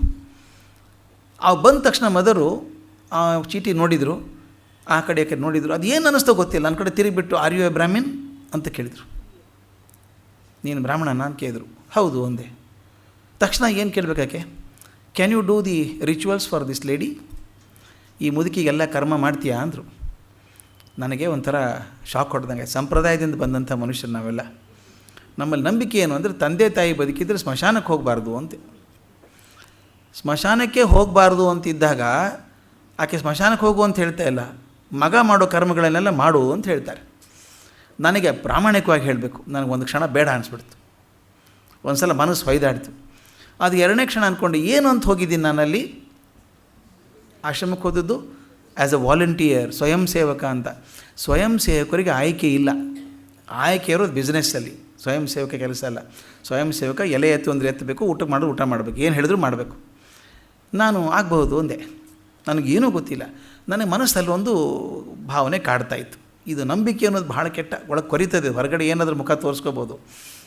ತಂದೆ ತಾಯಿ ಇಬ್ಬರು ಇದ್ದಾರೆ. ಆಗಿನ ಕಾಲದಲ್ಲಿ ಮೊಬೈಲ್ ಕಾಲ ಅಲ್ಲ, ನಮ್ಮ ಮನೆಗೆ ಫೋನೂ ಇರಲಿಲ್ಲ, ಮಾತಾಡಿ ಕೇಳೋಕ್ಕಾಗಲ್ಲ. ಆಯಿತು ಅಂದೆ, ಕರ್ಕೊಂಡು ಹೋದೆ. ಯಾರೋ ಪುರೋಹಿತರನ್ನು ಕಳಿಸಿದ್ರು. ಒಬ್ಬ ಮಗ ತಾಯಿಗೆ ಮಾಡಬೇಕಾದಂಥ ಕರ್ಮಗಳನ್ನೆಲ್ಲ ಮಾಡಿ ಬಂದೆ. ಮಾಡಿ ಬಂದು ಸ್ನಾನ ಮಾಡಿ ಮನಸ್ಸು ಭಾರ ಆಗಿತ್ತು. ಅಲ್ಲಿ ಸೋಫಾದಲ್ಲಿ ಕೂತ್ಕೊಂಡು ತಲೆ ಹಿಡ್ಕೊಂಡು ಕೂತ್ಕೊಂಡೆ. ಮದರ್ ಬಂದು ಪಕ್ಕದಲ್ಲಿ ಕೂತ್ಕೊಂಡ್ರು, ಬೆನ್ನ ಮೇಲೆ ಕೈ ಇಟ್ಟು, ವೈ ಆರ್ ಯು ವರೀಡ್, ಚಿಂತೆ ಆಗಿದೆಯಾ ಅಂತ ಕೇಳಿದರು. Yes mother, I am worried ಅಂದೆ. ಚಿಂತೆ ಆಗಿದೆ ಅಂತ. ಏನು ಚಿಂತೆ ಅಂತ ಕೇಳಿದರು. ನಾನು ಹೇಳಿದೆ, 2 ಚಿಂತೆ ನನಗಿದೆ. ಒಂದು, ನಾನು ಸಂಪ್ರದಾಯದ ಮನೆತನದಿಂದ ಬಂದವನು, ಸ್ಮಶಾನಕ್ಕೆ ಹೋಗಬಾರ್ದು ಅಂಥದ್ದು ನಾನೆಲ್ಲ ಕ್ರಿಯೆಗಳನ್ನು ಮಾಡಿದ್ದೀನಿ. ನನ್ನ ತಂದೆ ತಾಯಿಗೆ ಎಲ್ಲಿ ತೊಂದರೆ ಆಗ್ತದೋ ಅಂತ ಒಂದು ನಂಬಿಕೆ. ತಕ್ಷಣ ಆಕೆ ಬೆನ್ನ ಮೇಲೆ ಕೈ ಇಟ್ಟು ಹೇಳಿದ್ಲು, don't worry son, you are done a great job. Your parents will live longer than they would normally live. ನಿಮ್ಮ ತಂದೆ ತಾಯಿ ಸಾಮಾನ್ಯವಾಗಿ ಎಷ್ಟು ಬದುಕಬೇಕು ಅದಕ್ಕಿಂತ ಹೆಚ್ಚಿಗೆ ವರ್ಷ ಬದುಕ್ತಾರೆ, ಚಿಂತೆ ಮಾಡಬೇಡ ಅಂತ ಹೇಳಿದರು. ಮತ್ತು 2ನೇದ್ದೇನು ಅಂತ ಕೇಳಿದರು. ನೀವೆಷ್ಟು ಕೆಲಸ ಮಾಡಿದ್ರಿ ಪಾಪ ಮುದುಕಿನ ಬದುಕಿಸ್ಬೇಕು ಅಂತ. ಬದುಕಲಿಲ್ಲ ಮುದುಕಿ, ಮಾಡಿದ್ದೆಲ್ಲ ವ್ಯರ್ಥ ಆಯ್ತಲ್ಲ. All your efforts R wasted. ನಿಮ್ಮ ಪ್ರಯತ್ನ ಎಲ್ಲ ವ್ಯರ್ಥ ಆಯ್ತಲ್ಲ ಅಂದೆ. ಅಂದ ತಕ್ಷಣ ಆಕೆ ಎದ್ದು ನಿಂತುಬಿಟ್ರು. ಎಂತೂ ನಥಿಂಗ್ ಈಸ್ ವೇಸ್ಟೆಡ್ ಸನ್, ಯಾವುದೂ ವ್ಯರ್ಥ ಆಗಲಿಲ್ಲ ಅಂದರು. ನಾನು ಯಾಕೆ ಬದುಕಲೇ ಇಲ್ಲಲ್ಲ ಮುದುಕಿ ಅಂದೆ. ಆಕೆ ತಕ್ಷಣ ಏನು ಹೇಳಬೇಕು ನನಗೆ, I wanted the old lady to have dignity in death. ಆ ಮುದುಕಿಗೆ ಸಾವಿನಲ್ಲಿ ಘನತೆ ಸಿಗಬೇಕು ಅಂತ ನನ್ನ ಆಸೆ ಇತ್ತು ಅಂದರು. ನನಗೆ ಮೈ ಮೇಲೆ ರೋಮಾಂಚನ ಆಯಿತು. ಬದುಕಿನಲ್ಲಿ ಘನತೆ ಅಂತ ಕೇಳಿದ್ದೆ ನಾನು, ಸಾವಿನಲ್ಲಿ ಘನತೆ ಅಂತ ಕೇಳೇ ಇರಲಿಲ್ಲ. ಸಾವಿನಲ್ಲಿ ಏನು ಘನತೆ ಅದು? First time I heard the word. What is dignity in death mother ಅಂತ ಕೇಳಿದೆ. ಆಕೆ ಹೇಳಿದ್ದಿನ್ನೂ ನನಗೆ ಸ್ಪಷ್ಟ ಕಿವಿಯಲ್ಲಿದೆ. ಆ ಬೆರಳನ್ನು ಹಿಂಗೆ ಎದೆಗೆ ಚುಚ್ಚಿ ಹೇಳಿದರು, ತಮ್ಮ ಎದೆ ಬೆರಳನ್ನು. I still feel the finger sometimes. ಆಕೆ ಹೇಳಿದರು, the little heart inside you is temple of God. ಒಳಗೆ ಹೃದಯ ಇದೆಯಲ್ಲ, ಅದು ಭಗವಂತನ ದೇವಸ್ಥಾನ ಇದ್ದ ಹಾಗೆ. It should always be clean. ಯಾವಾಗಲೂ ಸ್ವಚ್ಛವಾಗಿರಬೇಕದು. ನೀನು ನೋಡಿದೆಯಲ್ಲ, ಮಧ್ಯಾಹ್ನ ಬಂದಾಗ ಏನು ಮಾಡ್ತಿದ್ಲಾಕೆ? ಎಲ್ಲರನ್ನೂ ಬೈತಾ ಇದ್ಲು. ಎಲ್ಲರನ್ನೂ ಅಲ್ಲ, ತನ್ನ ಮಗನ್ನೇ ಬೈತಾ ಇದ್ಲು. ಆಕೆ ಹೃದಯದಲ್ಲಿ ಅಸೂಯೆ, ಸಿಟ್ಟು, ಆತಂಕ, ಒರಟುತನ ಎಲ್ಲ ಸೇರ್ಕೊಂಡ್ಬಿಟ್ಟಿತ್ತು. ಆ ದೇವಸ್ಥಾನಕ್ಕೆ ಒಳಕಾಗಿ ಹೋಗಿತ್ತು. ರಾತ್ರಿ ಏನಾಯಿತು? ಅದೇ ರಾತ್ರಿ 8 ಗಂಟೆ ಹೊತ್ತು ಆಕೆನೇ ಹೇಳ್ತಾ ಇದ್ದೀನಿ, ಮಗ ಒಳ್ಳೆಯವನು, ಬರ್ತಾನೆ ಅವನು ಆಶಾವಾದ ತುಂಬಿತ್ತು, ಮಗನ ಬಗ್ಗೆ ದ್ವೇಷ ಇಲ್ಲ, ಆ ದೇವಸ್ಥಾನ ಸ್ವಚ್ಛ ಆಗಿತ್ತು. ಆಕೆ ಹೇಳ್ತಾಳೆ, to me dignity in death is if you keep the temple of heart clean in the moment of death, you can go up to the heavens, look into the eyes of God and tell him, God I have come back as clean as you sent me as a child to earth. ಎಷ್ಟು ಚಂದದ ಮಾತು. ಹೇಳ್ತಾಳೆ, ನಾನು ಸಾಯೋ ಕ್ಷಣದಲ್ಲಿ ಹೃದಯವನ್ನು ಶುದ್ಧವಾಗಿಟ್ಕೊಂಡಾಗ ನಾನು ದೇಹ ಬಿಟ್ಟ ತಕ್ಷಣ ಭಗವಂತನ ಕಡೆ ಹೋಗಿ ಹೇಳ್ತೀನಿ, ಭಗವಂತ ನಾನು ಮಗುವಾಗಿದ್ದಾಗ ನಾನು ಹ್ಯಾಕೆ ಕಳಿಸಿದ್ದೆಲ್ಲಪ್ಪ ಹೃದಯವನ್ನು ಪರಿಶುದ್ಧವಾಗಿ, ಹಾಗೆ ಪರಿಶುದ್ಧವಾಗಿ ಇಟ್ಕೊಂಡು ವಾಪಸ್ ಬಂದಿದ್ದೀನಿ ಅಂತ ಭಗವಂತನ ಕಣ್ಣಲ್ಲಿ ಕಣ್ಣಿಟ್ಟು ನೋಡಿ ಹೇಳೋದಾದರೆ ಅದು ಸಾವಿನಲ್ಲಿ ಘನತೆ ಅಂತ. ಇದು ಭಗವದ್ಗೀತೆ 8ನೇ ಅಧ್ಯಾಯದಲ್ಲಿ ಬರುವಂಥದ್ದು.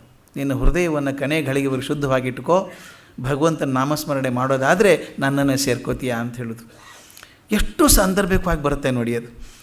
ಆಕೆ 8ನೇ ಅಧ್ಯಾಯ ಓದಿದ್ರೋ ಇಲ್ಲೋ ಗೊತ್ತಿಲ್ಲ, ಆದರೆ ಆ ತತ್ವಗಳು ಹೇಗೆ ಚೆನ್ನಾಗಿದೆ ಅಂತ ಕೊನೆ ಘಳಿಗೆಯಲ್ಲಿ ನೆನೆಸಬೇಕು ಅಂತ. ಆ ನೆನೆಸ್ಬೇಕಾದ್ರೆ ಸುಲಭವಾಗಿ ಬರೋದಿಲ್ಲ, ಅದನ್ನು ಆ ಘನತೆಯನ್ನು ಪಡ್ಕೊಳ್ಬೇಕು. ಅದನ್ನು DVG ಎಷ್ಟು ಚೆಂದ ಹೇಳ್ತಾರೆ ನೋಡಿ, ಅದು ಹೇಗೆ ಮಾತಿದೆ. ವೇದಾಂತ ವಾಕ್ಯಗಳ ಪದ್ಯ 931 931. ವೇದಾಂತ ವಾಕ್ಯಗಳ ನಮಕಾನುವಾಕಗಳ ಕೇದಾರ ಗೌಳ ಮಣಿರಂಗಾರಭಿಗಳ ನಾದಂಗಳಲ್ಲಿ ಮನವ ಬೆರೆಸಿ ನೀನು ಉತ್ಕ್ರಮಿಸೆ ಸಾಧನವ ಮುಕ್ತಿಗದು ಮಂಕುತಿಮ್ಮ. ಮುಕ್ತಿಗೆ ಸಾಧನ ಆಗೋದು ಹೇಗೆ, ಸಾಯೋ ಕ್ಷಣದಲ್ಲಿ ಏನು ಮಾಡಬೇಕು ಅಂತ ಹೇಳ್ತಾರೆ. ವೇದಾಂತ ವಾಕ್ಯಗಳ, ವೇದಾಂತದ ಮಾತುಗಳನ್ನು, ನಮಕ ಅನುವಾಕಗಳ, ವೇದಾಂತದ ಮಾತುಗಳನ್ನು, ವೇದದ ಭಾಗಗಳನ್ನು ಕೇಳಬೇಕು. ಅದರ ಜೊತೆಗೆ ಕೇದಾರ ಗೌಳ ಮಣಿರಂಗ ಆರಭಿಗಳ ನಾದಂಗಳಲ್ಲಿ ಮನವ ಬೆರೆಸಿ, ಆ ರಾಗಗಳಲ್ಲಿ ಮನವನ್ನು ಬೆರೆಸಬೇಕು. ನೀನು ಉತ್ಕ್ರಮಿಸೆ. 2 ಭಾಗ ಹೇಳ್ತಾರೆ, ಒಂದು ವೇದಾಂತ ಒಂದು ಸಂಗೀತ, 2 ಹೇಳ್ತಾರೆ. ಮೊದಲು ವೇದಾಂತ ವಾಕ್ಯಗಳು, ನಮಕಾನು ವಾಕ್ಯಗಳು 2 ಇರಬೇಕು, ಅದರ ಜೊತೆಗೆ ಸಂಗೀತ ಇರಬೇಕು. ನೋಡಿ ಎಷ್ಟು ಚೆನ್ನಾಗಿ 2 ಸೇರಿಸಿದ್ದಾರೆ ಅಂದರೆ, 2 ಇದ್ದು ಆ ನಾದಂಗಳಲ್ಲಿ ಮನವ ಬೆರೆಸಿ ಮನಸ್ಸನ್ನು ಸೇರಿಸಿ ನೀನು ಉತ್ಕ್ರಮಿಸೆ, ನೀನು ಆ ಜೀವ ಬಿಟ್ಟೆ ಅಂದರೆ ಸಾಧನವ ಮುಕ್ತಿಗದು ಮಂಕುತಿಮ್ಮ. ಇದನ್ನು ಯಾಕೆ ಹೇಳಿದರು? ವೇದಾಂತದ ಮಾತು ಬರಬೇಕಾದ್ರೆ ಮನಸ್ಸು ಶುದ್ಧ ಆಗದವ್ರದ್ದು ವೇದಾಂತದ ಮಾತು ಬರೋಲ್ಲ. ಮತ್ತು ಸಂಗೀತದ ಬಗ್ಗೆ ಭಾಳ ಮುಖ್ಯವಾದ ಮಾತು, music is a vehicle through which highest sentiments of human heart find expression ಅಂತ.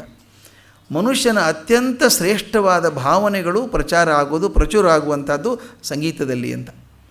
ಆ ಸಂಗೀತದ ಮಟ್ಟಕ್ಕೆ ಹೋಗಬೇಕು ಅಂದರೆ ಮನಸ್ಸು ಎಷ್ಟು ಶುದ್ಧವಾಗಿರಬೇಕು, ತಲ್ಲೀನವಾಗಿರಬೇಕು ಅಂದರೆ ವೇದಾಂತ ಬರಬೇಕು, ಅದರ ಜೊತೆಗೆ ಸಂಗೀತ. 2 ಉದ್ದೇಶ ಎಷ್ಟೇ, ಒಂದು ಆತ್ಮಕ್ಕೆ ಸಂಬಂಧಿಸಿದ್ದು, ಒಂದು ಮನಸ್ಸಿಗೆ ಸಂಬಂಧಿಸಿದ್ದು. 2 ಶುದ್ಧವಾಗಿರಬೇಕು. 2 ಶುದ್ಧವಾಗಿದ್ದಾಗ ಮಾತ್ರ ಸಾಧನವು ಮುಕ್ತಿಗದು ಮಂಕುತಿಮ್ಮ. ಈ ಮುಕ್ತಿಗೆ ಸಾಧನ ಆಗಬೇಕು ಅಂದರೆ ಸುಮ್ಮನೆ ಆಗೋದಲ್ಲಲ್ಲ. ಸಾಧನೆ ಆಗಬೇಕಾದ್ರೆ ಪರಿಷ್ಕಾರ ಆಗಬೇಕು, ತಪಸ್ಸಾಗಬೇಕು, ಪ್ರಯತ್ನ ಆಗಬೇಕು. ಅದನ್ನು ಕೃಷ್ಣ ಮುಂದೆ ಹೇಳ್ತಾನೆ. ಈ ತರಹದ ಅಂತ್ಯಕಾಲದ ಜ್ಞಾನ ಬರಬೇಕಾದ್ರೆ ಸತತವಾದ ಅಭ್ಯಾಸ ಬೇಕು. ಬಾಯಿಗೆ ಬರೋಲ್ಲ ಅಂತ ಹೇಳಿದ್ನಲ್ಲ, ಏನು ಬರಬೇಕು ಅದೇ ಬರುತ್ತೆ. ಇಡೀ ಜನ್ಮ ನಾನು ಸಾತ್ವಿಕವಾಗಿ ಕಳೆದ್ರೆ ಕೊನೆಗೆ ಸಾತ್ವಿಕವಾಗಿ ಮಾತೇ ಬರ್ತದೆ. ಒಂದು ಅದ್ಭುತವಾದ ಘಟನೆ ಹೇಳ್ತಾರೆ. ಒಂದು ಸನ್ಯಾಸಿಗಳಿದ್ದರು. ಒಬ್ಬ ರಾಜ ತುಂಬ ಸಹಾಯ ಮಾಡ್ತಿದ್ದ ಸನ್ಯಾಸಿಗಳಿಗೆ. ಒಂದು ಆಶ್ರಮ ಕಟ್ಟಿ ಅವ್ರು ಚೆನ್ನಾಗಿ ಬದುಕೊಂಡಿದ್ರು. ಈ ಮಂತ್ರಿಗಳು ಕೆಲವರು ಇರ್ತಾರೆ, ಆವಾಗಲೂ ಮಂತ್ರಿಗಳು ಹಾಗೆ, ಈಗೂ ಹಾಗೇನೆ ಅನಿಸುತ್ತೆ. ಅವರೇನಂದ್ರು ಅಂದರೆ, ಸಾಕಷ್ಟು ದುಡ್ಡು ನಮ್ಮ ಮಠದ ರಾಜಂದು ಆಶ್ರಮಕ್ಕೆ ಹೋಗ್ತಾ ಇದೆ ಪ್ರತಿ ವರ್ಷ. ಅವ್ರು ಏನು ಮಾಡ್ತಾರೆ ಸೋಮಾರಿಗಳು? ಏನೂ ಮಾಡಲ್ಲ, ಬರೀ ಪೂಜೆ ಅಂತಾರೆ, ಹರಟೆ ಹೊಡಿತಾರೆ, ಕೂತ್ಕೋತಾರೆ, ಚೆನ್ನಾಗಿ ಊಟ ಮಾಡ್ತಾರೆ. ಮಂತ್ರಿ ಹೋದ, ನೋಡೋದು ಹಣ್ಣಿದೆ ದಿನಕ್ಕೆ ಊಟಕ್ಕೆ, ಊಟ ಏನು ಕಮ್ಮಿ ಇಲ್ಲ, ಚೆನ್ನಾಗೇ ಇದೆ, ಎಲ್ಲರೂ ಆರೋಗ್ಯವಾಗೇ ಇದ್ದಾರೆ. ಇವ್ರು ಏನು ಮಾಡ್ತಾರೆ ಕೆಲಸ? ನಮ್ಮ ಸೈನಿಕರು ಎಷ್ಟು ಕಷ್ಟಪಡ್ತಾರೆ ಗೊತ್ತಾ? ನಮ್ಮಲ್ಲಿ ಉಳ್ಕಿ ಮಂತ್ರಿಗಳು ಹಗಲು ರಾತ್ರಿ ದುಡಿತಾರೆ ಸಂಸ್ಥೆಗೋಸ್ಕರ. ಇವ್ರಿಗೆ ಯಾಕೆ ಕೊಡಬೇಕು? ದಿನಾಲೂ ಶುರು ಮಾಡಿದ ಮಂತ್ರಿ ಹೇಳೋದಕ್ಕೆ, ಸ್ವಾಮಿ ನೋಡಿ ಅವ್ರು ಏನು ಸುಮಾರಿಗಳು ಕಾಣಿಸ್ತಾರೆ, ನಂಬರ್ ಜಾಸ್ತಿ ಆಗ್ತಾಯಿದೆ ಅವ್ರದ್ದು, ಅವ್ರಿಗೇನು ಕೆಲಸ ಇಲ್ಲ ಏನಿಲ್ಲ, ಪೂಜೆ ಅಂತಾರೆ, ಸಾಯಂಕಾಲ ಒಂದು ಹರಟೆ ಹೊಡಿತಾರೆ ಕೂತ್ಕೊಂಡು, 2 ಹೊತ್ತು 3 ಹೊತ್ತು ಚೆನ್ನಾಗಿ ಊಟ ಮಾಡ್ತಾರೆ ಅಂತ ಸ್ಟಾಪ್ ಮಾಡಬೇಕು ಅಂತ. ರಾಜನಿಗೆ ಗೊತ್ತಾಯಿತು, ಮಂತ್ರಿಗಳಿಗೆ ಯಾಕೋ ಸನ್ಯಾಸಿಗಳ ಮೇಲೆ ಕೋಪ ಬಂದಿದೆ ಅಂಥೇಳಿ. ಆ ಸನ್ಯಾಸಿಗಳಿಗೆ ಹೇಳಿದಂತೆ, ಹಿಂಗೆ ನಮ್ಮ ಮಂತ್ರಿಗಳು ತಕರಾರು ಮಾಡ್ತಾ ಇದ್ದಾರೆ, ಏನಾದರೂ ಹೇಳೋದು ಉಂಟಾ ನಿಮಗೆ ಅಂತ. ಆತಾಯ್ದಂತೆ, ಏನು ಸುಲಭ ಇದೆ, ಭಾಳ ಸುಲಭ ಇದೆ, ಒಂದು ಕೆಲಸ ಮಾಡಿ, ನಾನು ನಿಮ್ಮ ಜೊತೆಗೆ ಬರ್ತೀನಿ, ಹೋಗಿ ಪ್ರಯತ್ನ ಮಾಡೋಣ. ಏನು ಮಾಡಬೇಕು? ರಾತ್ರಿ 1 ಗಂಟೆಗೆ ರಾಜನ ಕರ್ಕೊಂಡು ಸನ್ಯಾಸಿಗಳು ಹೊರಟರು. ಅವನ ಜೊತೆಗೆ ಆ ಮಂತ್ರಿನೂ ಇಟ್ಕೊಂಡ್ರು. ಕಂಪ್ಲೇಂಟ್ ಮಾಡ್ತಿದ್ದಾನೆ ಮಂತ್ರಿನ. ಇಬ್ಬರು ಹೋಗಿ ಒಂದು ಕಡೆಗೆ ಸೈನಿಕರು ಮಲ್ಕೊಂಡಿದ್ದರು. ಇಡೀ ದಿವಸ ದಣ ಮಲ್ಕೊಂಡಿದ್ದಾರೆ. ಮಲ್ಕೊಂಡಾಗ ಇವ್ರು ಏನು ಮಾಡಿದರು ಅಂದರೆ ಹೋಗಿ ತಣ್ಣೀರು ತೊಗೊಂಡು ಮಲ್ಕೊಂಡವ್ರ ಮುಖದ ಮೇಲೆ ಡಬ ಹಾಕಿದ್ರು. ಗಾಬರಿ ಆಗಲ್ವ ಮಲ್ಕೊಂಡವ್ರಿಗೆ ಎದ್ಬಿಟ್ಟು ಅವ್ನು ಹಾಕಿದ ಹಾಕು ಚಾಕು ಅಂದ ಅವನೊಬ್ಬನು, ಹಾಕು ಅವನಿಗೆ ಹೊಡೆದು ಹಾಕ್ಬಿಡೋನು. ಇದೇ ಸೈನ್ಯದವ್ರು ತಾನೇ, ಸೈನ್ಯದವ್ರು ಮಾತಾದು ಹೊಡಿ ಬಡಿ ಕತ್ತರಿಸಿ ಹಾಕು ಇದೇ ಮಾತಾಡ್ತಿದ್ದೆ. ಎದ್ದ ತಕ್ಷಣ ಹೊಡಿ ಅವನು ಯಾರು ಅವನು ಅಂತ ಶುರು ಮಾಡಿದರು. ಸಾಕು ಮಲ್ಕೊಳ್ರಪ್ಪ ಏನಂದ್ರು. ಆ ಮಂತ್ರಿಗಳು ಕೆಲವರು ಇದ್ರಲ್ಲ, ಇವನ ಡೆಪ್ಯೂಟಿ ಮಂತ್ರಿಗಳು, ಅವ್ರು ಕೆಲವು ಮಲ್ಕೊಂಡಿದ್ದು. ಅವ್ರ ಮುಖದ ಮೇಲೆ ನೀರು ಹಾಕಿದರು. ಅವ್ನು ತಕ್ಷಣ ಅದು ಕೊಡಬೇಡ, ದುಡ್ಡು ಕೊಡಬೇಡ ಅವ್ರಿಗೆ ಅನ್ನೋದು ಕೊಡಬೇಡ, ಅದೇ ಲೆಕ್ಕ ದುಡ್ಡಿನ ವ್ಯವಹಾರ ಅದೇ ಮಾತಾಡ್ತಾಯಿದ್ರು. ಮುಂದೆ ಆಶ್ರಮ ಕರ್ಕೊಂಡು ಹೋದರು. ಆ ಪಂಡಿತ ಮಂತ್ರಿನ ಸ್ವಾಮಿಗಳು ಗುರು ರಾಜನ ಕರ್ಕೊಂಡು ಅಲ್ಲಿ ಹೋದರು. ಸನ್ಯಾಸಿಗಳು ಮಲ್ಕೊಂಡಿದ್ರು. ಅವ್ರ ಮುಖದಲ್ಲಿ ಯಾಕೆ ರಾಮ ರಾಮ ರಾಮ ರಾಮ ಕೃಷ್ಣ ಅಂತಿದ್ರು. ಅವರು ಗೊತ್ತಾಯ್ತಾ ವ್ಯತ್ಯಾಸ ಅಂದರು. ಅವ್ರ ಬಾಯಲ್ಲಿ ತಪ್ಪಿ ಕೂಡ ರಾಮ ರಾಮ ಬರಲಿಲ್ಲ ಮೊದಲೇದವ್ರ ಕ್ಯಾಟಗರಿಯಲ್ಲಿ. ಎರಡನೇದವ್ರ ಕ್ಯಾಟಗರಿಗೆ ಏನು ಬರಬೇಕೋ ಅದು ಬಂತು. ಇದು ಬರೋದು ಭಾಳ ಕಷ್ಟ ಇದೆ. ಇಡೀ ದಿನ ರಾಮ ರಾಮ ಅಂತಿದ್ರೆ ಮಾತ್ರ ಮಲ್ಕೊಂಡಾಗೂ ರಾಮ ರಾಮ ಬರುತ್ತೆ. ಅದು ಇಡೀ ದಿವಸ ಪ್ರಯತ್ನ ಆಗಿರಬೇಕು. ನನ್ನ ಜೀವನ ಇಡೀ ವರ್ಷ ಹುಟ್ಟಿದಾಗಿನ ಕೊನೆವರೆಗೂ ಸಾತ್ವಿಕವಾಗಿದ್ದರೆ, ಪರಿಶ್ರಮ ಇದ್ದರೆ ಸಾಯೋ ಕ್ಷಣಕ್ಕೂ ರಾಮ ಅಂತ ಬರುತ್ತೆ. ಇಲ್ಲದೆ ಹೋದರೆ ಇದು ಏನೇನು ಚಟುವಟಿಕೆಗಳಾಗಿತ್ತು ಅದೇ ಕೊನೆಗೆ ಬಾಯಿಗೆ ಬರೋದು. ಅದಕ್ಕೆ ಹೇಳ್ತಾರೆ ಆ ಸತತವಾದ ಅಭ್ಯಾಸ ಬೇಕು ಅಂತ. ಅಭ್ಯಾಸ ಯೋಗಯುಕ್ತೇನ ಚೇತಸ ನಾಣ್ಯಗಾಮಿನ ಪರಮಂ ಪುರುಷಂ ದಿವ್ಯಂ ಯಾತಿ ಪಾರ್ಥಾನುಚಿಂತೆಯಂ. ಎಷ್ಟು ಸುಲಭದ ಮಾತು ಪಾರ್ಥ. ಅಭ್ಯಾಸ ಯೋಗದ ಮೂಲಕ ಮನಸ್ಸನ್ನು ಗಟ್ಟಿ ಮಾಡಿದಾಗ ಆತ್ಮದ ಚಿಂತನೆಯನ್ನು ಮಾಡುವವನು ಮಾತ್ರ ಪರಮಾತ್ಮನನ್ನು ಪಡಿತಾನೆ. ಸತತವಾಗಿ ಪ್ರಯತ್ನ ಮಾಡಬೇಕು, ಅದನ್ನು ಮಾಡೋದು ಹೊರತು ಆಗೋದಿಲ್ಲ ಅಂತ ಹೇಳಿದರು. ಇದೊಂದು ಮಾತು ಹೇಳಬೇಕು, ಅಂತ್ಯಕಾಲ ಅಂದರೆ ಸಾಯೋ ಕ್ಷಣನೇ ಅಂತ ಒಂದು ಅರ್ಥ ಅಲ್ಲ, ಇನ್ನೊಂದು ಅರ್ಥವೂ ಇದೆ. ಅಹಂಕಾರ ನಾಶ ಕೂಡ ಅಂತ್ಯಕಾಲ ಅಂತ ಕರೀತಾರೆ. ಇದು ಸಾಯೋ ಹೊತ್ತಿಗೆ ಬರಬೇಕು ಅಂತಲ್ಲ, ಅಹಂಕಾರ ನಾಶ ಆಗಬೇಕು. ಅಹಂಕಾರ ನಾಶ ಆದಾಗ ಮಾತ್ರ ಅದೊಂಥರದ ಅಂತ್ಯಕಾಲ, ಅಹಂಕಾರದ ಅಂತ್ಯ ಆಗಬೇಕು. ಅದು ಆಗುವಂಥದ್ದು ಧ್ಯಾನದ ಸ್ಥಿತಿಯಲ್ಲಿ ಮಾತ್ರ ಆಗುವಂಥದ್ದು, ಧ್ಯಾನದ ಅತ್ಯಂತ ಉತ್ಕಟ ಸ್ಥಿತಿಯಲ್ಲಿ ಮಾತ್ರ ಆಯ್ಕೆ ಆಗುವಂಥದ್ದು. ಆ ಮನಸ್ಸನ್ನು ನಿಯಂತ್ರಿಸಲಿಕ್ಕೆ ಪ್ರಯತ್ನ ಮಾಡಬೇಕು. ಅದಕ್ಕೆ ಡಿ ವಿ ಜಿ ಒಂದು ಕಡೆ ಹೇಳ್ತಾರೆ, ಮನಸ್ಸನ್ನು ಹೇಗೆ ನಿಗ್ರಹ ಮಾಡಬೇಕು. ನಾವು ಜಾಸ್ತಿ ಕಂಟ್ರೋಲ್ ಮಾಡಿದಷ್ಟು ಬಿಟ್ಬಿಟ್ಟು ಹೋಗುತ್ತೆ ಅದು.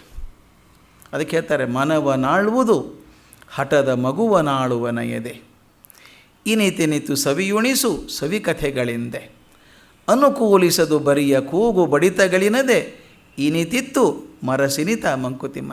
ಆ ಮಾತು ಎಷ್ಟು ತೂಕದ್ದು, ಮನೆಯಲ್ಲಿ ಮಕ್ಕಳು ಆಡಿಸಿದವ್ರಿಗೆ ಗೊತ್ತಿರುತ್ತೆ, ಎಷ್ಟು ಚೆನ್ನಾಗಿರ್ತದೆ, ಎಲ್ಲರೂ ಗೊತ್ತೇ ಅದು. ಮನವನಾಳುವುದು ಹಠದ ಮಗುವನಾಳುವನ ಎದೆ.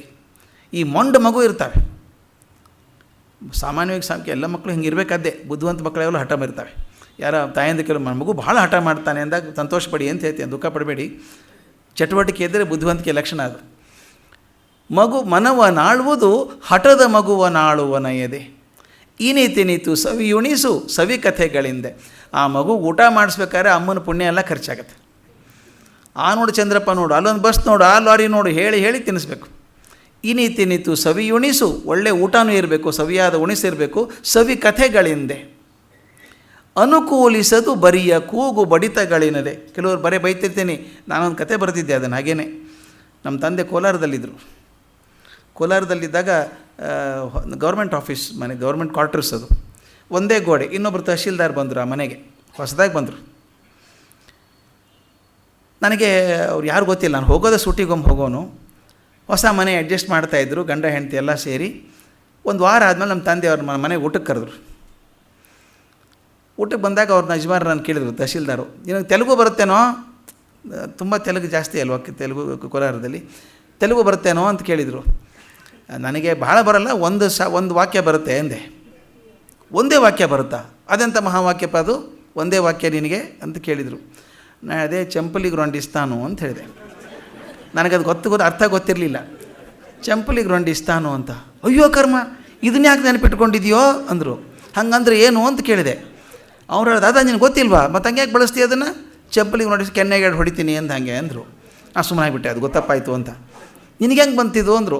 ನನಗೇನಿಲ್ಲ, ನಿಮ್ಮ ಶ್ರೀಮತಿಯವರು ಆ ಮನೆ ಸಾಮಾನು ಜೋಡಿಸ್ತಾ ಇದ್ದಾರಲ್ಲ, ಅವ್ರ ಮಗ ಮಂಜು ಅಂತ ದೊಡ್ಡ ಹುಡುಗ, ದಿನಕ್ಕೊಂದು 50 ಬಾರಿ ಕೂಗ್ತಿದ್ರು ಅವ್ರು ಜೋರಾಗಿ, ಮಂಜು ಚಂಪಲಿಗೆ ರೊಂಡಿಸ್ತಾನೋ ಅನ್ನೋರು.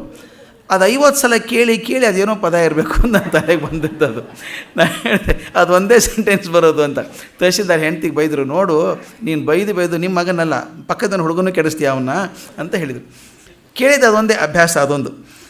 ಆದ್ದರಿಂದ ಆ ಮಾತು ತೆಲುಗು ಬರೋದು ಹೇಳ್ತೀನಲ್ಲ, ಅದು ಕೇಳ್ಕೊಂಡು ಬರುವಂಥದ್ದು. ಅದಕ್ಕೆ ಈನಿತೇನಿತು ಸವಿಯುಣಿಸು ಸವೆ ಕಥೆಗಳಿಂದೆ ಅನುಕೂಲಿಸದು ಬರಿಯ ಕೂಗು ಬಡಿತಗಳಿಂದೆ. ಬರೀ ಕೂಗು ಹಾಕಿ ಹೊಡಿತೀನಿ ಅಂದರೆ ಆಗೋಲ್ಲ, ಅದು ಅನುಕೂಲ ಆಗೋದೇ ಇಲ್ಲ. ಅದಕ್ಕೆ ನಮ್ಮ ಪೇರೆಂಟಿಂಗಲ್ಲಿ ಹೇಳ್ತಾ ಇರ್ತೀವಿ, ಮಕ್ಕಳಿಗೆ ಹೊಡಿತೀನಿ ಅನ್ನೋದೇ ಚಂದ, ಹೊಡಿಬಾರ್ದು. ಹೊಡೆದ ತಕ್ಷಣ ಇಷ್ಟೇ ತಾನೇ ಹೊಡಿ ಅಂತ ನಾವು ಒಂದು ಸಲ ಅದರ ಭಯ ಹೋಯ್ತೋ ಮುಂದೆ ಏನೂ ಕಂಟ್ರೋಲ್ ಮಾಡೋಕ್ಕಾಗಲ್ಲ. ಅದಕ್ಕೆ ಅನುಕೂಲಿಸೋದು ಬರಿಯ ಕೂಗು ಬಡಿತಗಳೇನಿದೆ, ಬರೀ ಕೂಗು ಹಾಕಿ ಬೈದ್ರೆ ಪ್ರಯೋಜನ ಇಲ್ಲ, ಹೊಡೆದ್ರೆ ಪ್ರಯೋಜನ ಇಲ್ಲ. ಅದಕ್ಕೆ ಅದು ಮುಂದಿನ ಕಡೆ ಸಾಲು ಭಾಳ ಚಂದ. ಈನಿತಿತ್ತು ಮರಸಿನಿತ ಮಂಕುತಿಮ್ಮ. ಒಂದಿಷ್ಟು ಕೊಡಬೇಕು, ಒಂದಿಷ್ಟು ಮರಸಬೇಕು. ನಾವು ಮಾಡೋದು ಹಾಗೆ ತಾನೇ. ಹುಡುಗರು ಆಡಿಸ್ಬೇಕಾದ್ರೆ ಏನೋ ಬೇಕು ಅಂತ ಕೈ ಹಾಕ್ತಿರ್ತದೆ, ಅದು ಬೇಕು ಅಂತ ಹಠಾವೋ ಅಂತ ಅಳ್ತಾ ಇರುತ್ತೆ. ಅದನ್ನು ಮರೆಸಬೇಕು, ಅದಕ್ಕೆ ಒಂದಿಷ್ಟೇನೋ ಕೊಡಬೇಕು. ಇನಿತಿತ್ತು ಬೇರೆದೊಂದು ಏನೋ ಕೊಟ್ಟು ಮನಸ್ಸನ್ನು ಆ ಕಡೆ ಸೆಳೆಸ್ಕೊಂಡು ಇನಿತ ಮಂಕುತಿಮ್ಮ, ಇದನ್ನು ಮರೆಸಬೇಕು. ಎಷ್ಟು ಕಷ್ಟ ಮನಸ್ಸನ್ನು, ಅದನ್ನು ಹೇಳ್ತಾರೋ ಇದು ಮರೆತು ಹೋಗಬೇಕು. ಹೇಗೆ ನೀವು ಮಾಡ್ತೀಯಪ್ಪ ಸಾಧನೆ ಮಾಡಬೇಕು? ಅದಕ್ಕೆ ಹೇಳ್ತಾರೆ 3 ಗುಣ ಇರಬೇಕು. ಯಾವನಿಗೆ ಈ ತಪಸ್ಸಾಧ್ಯವಾಗಿ ಮನಸ್ಸನ್ನು ಬಿಗಿ ಹಿಡ್ಕೊಂಡು ಏಕಾಗ್ರವಾಗಿ ಹೋಗ್ತಾನೋ ಅವನು ಜೀವನ್ಮುಕ್ತನಾಗಿ ಇದೇ ಜೀವನದಲ್ಲಿ ಚೆನ್ನಾಗಿ ಬದುಕ್ತಾನೆ. ಅವನಿಗೆ ಸ್ವಲ್ಪ ಆತ್ಮದ ಅನುಭವ ಆಗ್ತದೆ ಅಂತ. ಈ ಆತ್ಮದ ಅನುಭವ ಆಗಬೇಕಾದ್ರೆ 3 ಗುಣ ಬೇಕು ಅಂತ ಕೃಷ್ಣ ವರ್ಣನೆ ಮಾಡುವಂಥದ್ದು. ಎಷ್ಟು ಚೆನ್ನಾಗಿ ಬರುತ್ತೆ ನೋಡಿ. ಸಮತೆ, ಸಂಯಮ ಮತ್ತು ಶಮ. ಸಮತೆ, ಸಂಯಮ, ಶಮ ಈ 3 ಇದ್ದಾಗ ಆತ್ಮ ಹದಕ್ಕೆ ಬರುತ್ತೆ. ಮತ್ತು ಈ ಬುದ್ಧಿ ಒಂದು ಹತಕ್ಕೆ ಬರುತ್ತೆ. ಬುದ್ಧಿ ಹದಕ್ಕೆ ಬಂದಾಗ ಮಮತೆ ಅನ್ನೋದು ಬಿದ್ದು ಹೋಗ್ತದೆ. ಮಮತೆ ಹೋದಾಗ ಜ್ಞಾನ ಬರ್ತದೆ. ಒಂದಕ್ಕೊಂದು ಸೀಕ್ವೆನ್ಸ್ ಹೆಂಗಿದೆ ನೋಡಿ. ಅದು ಈ 3 ಗುಣಗಳು ಬಂದಾಗ ಮಮತೆ ಹೋಗ್ತದೆ. ಎಲ್ಲಿವರೆಗೂ ನಾನು ನನ್ನದು ಅಂತಿದೆಯೋ ಅಲ್ಲಿವರೆಗೆ ಜ್ಞಾನ ಬರೋ ಚಾನ್ಸ್ ಇಲ್ಲ. ಪಾಂಡಿತ್ಯ ಬರ್ಬೋದೇನೋ, ಜ್ಞಾನ ಬರೋದಿಲ್ಲ. ಮಮತೆ ಹೋದಾಗ ಮಾತ್ರ ಜ್ಞಾನ ಬರುತ್ತೆ ಅಂತ ಕೃಷ್ಣ ಹೇಳೋದನ್ನು ಎಷ್ಟು ಸರಿಯಾಗಿ ಅದೇ ಭಾವನೆ ಇಟ್ಟು ಒಂದು ಪದ್ಯ ಕಗ್ಗದ್ದಿದೆ. ಆ ಪದಗಳನ್ನು ಆರಿಸಿ ಜೋಡಿಸಿದಂಗಿದೆ. ಸಮತೆ ಸಂಯಮ ಶಮಗಳಿಂ ಭವವನೋಲಗಿಸೆ. ಸಮತೆ ಸಂಯಮ ಶಮಗಳಿಂ ಭವವನೋಲಗಿಸೆ. ಸಮನಿಪುದು ಮತಿಯ ಹದ ಆತ್ಮಾನುಭವಕ್ಕೆ. ಮಮತೆ ಅಳಿವಿಂ ಜ್ಞಾನ ಪಾಂಡಿತ್ಯದಿಂದಲ್ಲ ಶ್ರಮಿಸು ಇಳಿಯ ಗಾಣದಲ್ಲಿ ಮಂಕುತಿಮ್ಮ. ಪದ್ಯ 704. ಅದು ಕರೆಕ್ಟಾಗಿ ಕೃಷ್ಣ ಹೇಳಿದನು. ಹಾಗೆ ಸಮತೆ ಸಂಯಮ ಮತ್ತು ಶಮಗಳಿಂದ ಭವವನ್ನು ಓಲಗಿಸೆ. ಈ ಭವ ಇದೆಯಲ್ಲ ಜೀವನ, ಇದು ನಡೆಸಬೇಕು. ಈ 3 ಇಟ್ಕೋಬೇಕು ಗುಣಗಳನ್ನು. 3 ಇಟ್ಕೊಂಡಾಗ ಸಮನಿಪುದು ಮತಿಯ ಹದ. ಸಮನಿಪುದು ಆಗ್ತದೆ, ಉಂಟಾಗ್ತದೆ. ಮತಿಯ ಹದ ಆಗೋದು ಯಾವಾಗ? ಈ 3 ಇದ್ದಾಗ ನಮ್ಮ ಬುದ್ಧಿಯ ಹದಕ್ಕೆ ಬರ್ತದೆ. ಅದು ಆತ್ಮಾನುಭವಕ್ಕೆ ದಾರಿ. ಆಗೇನಾಗ್ತದೆ? ಮಮತೆ ಅಳಿವಿಂ ಜ್ಞಾನ. ಮಮತೆ ಹೋದಾಗ ಜ್ಞಾನ ಬರೋಕ್ಕೆ ಶುರು ಆಗ್ತದೆ. ಪಾಂಡಿತ್ಯದಿಂದಲ್ಲ ಶ್ರಮಿಸು ಇಳೆಯ ಗಾಣದಲ್ಲಿ ಮಂಕುತಿಮ್ಮ. ಆ ಪದ ಎಷ್ಟು ಚೆನ್ನಾಗಿದೆ ನೋಡಿ. ಬರೀ ಇಳೆ ಅಂದರೆ ಸಮದಲ್ಲ, ಅದು ಗಾಣ. ಅದು ಹಾಕಿ ಅರೆದು ಬಿಡುತ್ತೆ ನನ್ನ. ಅದರೊಳಗೆ ಹೋಗಬೇಕು, ಶ್ರಮಿಸಬೇಕು. ಶ್ರಮಿಸು ಇಳೆಯ ಗಾಣದಲ್ಲಿ ಮಂಕುತಿಮ್ಮ. ಅದೇ ಮುಂದಿನ ಪದ್ಯ ಹೇಳ್ತಾರೆ. ಈ ಪದ್ಯ 810. ಬರೀ ಭಕ್ತಿ, ಬರೀ ಕರ್ಮ, ಬರೀ ತರ್ಕ ದೊರಕಿಸಿದು ಪರಮಾತ್ಮ ದರ್ಶನವ. ಬರೀ ಭಕ್ತಿ, ಬರೀ ಕರ್ಮ, ಬರೀ ತರ್ಕ ದೊರಕಿಸದು ಪರಮಾತ್ಮ ದರ್ಶನವ. ಬೇಕದಕ್ಕೆ ತಪಸ್ಸು. ಪರಿಪೂರ್ಣ ಜೀವನಾನುಭವ ತಾಪದಿ ಮತಿಯು ಪರಿಪಕ್ವವಾಗಲದು ಮಂಕುತಿಮ್ಮ. ಮತಿ ಪರಿಪಕ್ವ ಆಗಬೇಕಾದ್ರೆ ಬರೀ ಭಕ್ತಿ, ಬರೀ ಕರ್ಮ, ಬರೀ ತರ್ಕ ಆಗೋದಿಲ್ಲ ಅಂತ. ಅದಕ್ಕೆ ಮುಖ್ಯವಾಗಿ ಬೇಕಾದ ತಪಸ್ಸು. ಎಷ್ಟು ಚೆನ್ನಾಗಿ ಆ 8ನೇ ಅಧ್ಯಾಯದ ಕೃಷ್ಣ ಹೇಳಿದಕ್ಕೆ ಸಂವಾದಿಯಾಗಿ ಬರೋದು. ನಿಮ್ಮ ಕಡೆ ಏನೇ ಇದ್ರೂ ಅಡ್ಡಿ ಇಲ್ಲಪ್ಪ, ತಪಸ್ಸು ಬೇಕು, ಸಾಧನೆ ಬೇಕು, ಏಕಾಗ್ರ ಚಿತ್ತ ಬೇಕು. ಅದಕ್ಕೆ ಪರಮಾತ್ಮ ದರ್ಶನಕ್ಕೆ ಬೇಕದಕ್ಕೆ ತಪಸ್ಸು. ಪರಿಪೂರ್ಣ ಜೀವನ ಅನುಭವ ತಾಪದಿ ಮತಿಯು ಪರಿಪಕ್ವವಾಗಲು. ಅದು ಅನುಭವದಲ್ಲಿ ಬೇಯಬೇಕು, ಬೆಂದಾಗೆ ಆಗೋದದು. ಅನುಭವ ತಾಪದಿ ಮತಿಯು ಪರಿಪಕ್ವವಾಗಲದು ಮಂಕುತಿಮ್ಮ. ಬರೀ ಭಕ್ತಿಯಿಂದ ಆಗೋದಿಲ್ಲ, ಅದು ಇರಬೇಕಾದದ್ದು ಅಂತ ಹೇಳ್ತಾನೆ. ಇನ್ನೊಂದು ವಿಷಯವನ್ನು ಹೇಳ್ತಾ ಹೋಗ್ತಾನೆ ಕೃಷ್ಣ. ಭಾಳ ವಿಶೇಷವಾದ ವಿಷಯ ಅದು. ಅದು ಸ್ವಲ್ಪ ಕಾಂಟ್ರವರ್ಷಿಯಲ್, ಹೊಸ ಹುಡುಗರಿಗೆ ಹೇಳಬೇಕಾದ್ರೆ ಕಷ್ಟ.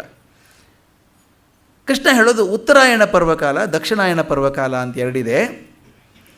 ಉತ್ತರಾಯಣ ಪರ್ವಕಾಲದಲ್ಲಿ ಬಿಟ್ಟವರು ಮೋಕ್ಷಕ್ಕೆ ಹೋಗ್ತಾರೆ, ದೇವಯಾನ ಅದು. ದಕ್ಷಿಣಾಯಣ ಪರ್ವಕಾಲ ಪಿತೃಯಾನ ಅದು. ಅಲ್ಲಿ ಹೋದವರು ಮತ್ತೆ ಭೂಮಿಗೆ ಮರಳಿ ಬರ್ತಾರೆ. ಆದ್ದರಿಂದ ಜ್ಞಾನಿಗಳಾದವರು ಉತ್ತರಾಯಣ ಪರ್ವಕಾಲದಲ್ಲಿ ದೇಹವನ್ನು ಬಿಡ್ತಾರೆ ಅಂತ ಮಾತು ಬರ್ತದೆ. ಕೆಲವು ನಂಬಂಗಿಲ್ಲ. ಈಗ ಭೀಷ್ಮ ಕಾದಿದ್ರಲ್ವ, ಭೀಷ್ಮ ಕಾದಿದ್ರು, ಶರಶೈಯಲ್ಲಿ ಕಾದು ಉತ್ತರಾಯಣ ಪರ್ವಕಾಲ ಬರಲಿ ಅಂತ ಕಾಯ್ಕೊಂಡಿದ್ರು, ಆಮೇಲೆ ದೇಹ ಬಿಟ್ಟರು ಅಂತ ಕೇಳ್ತೀವಿ.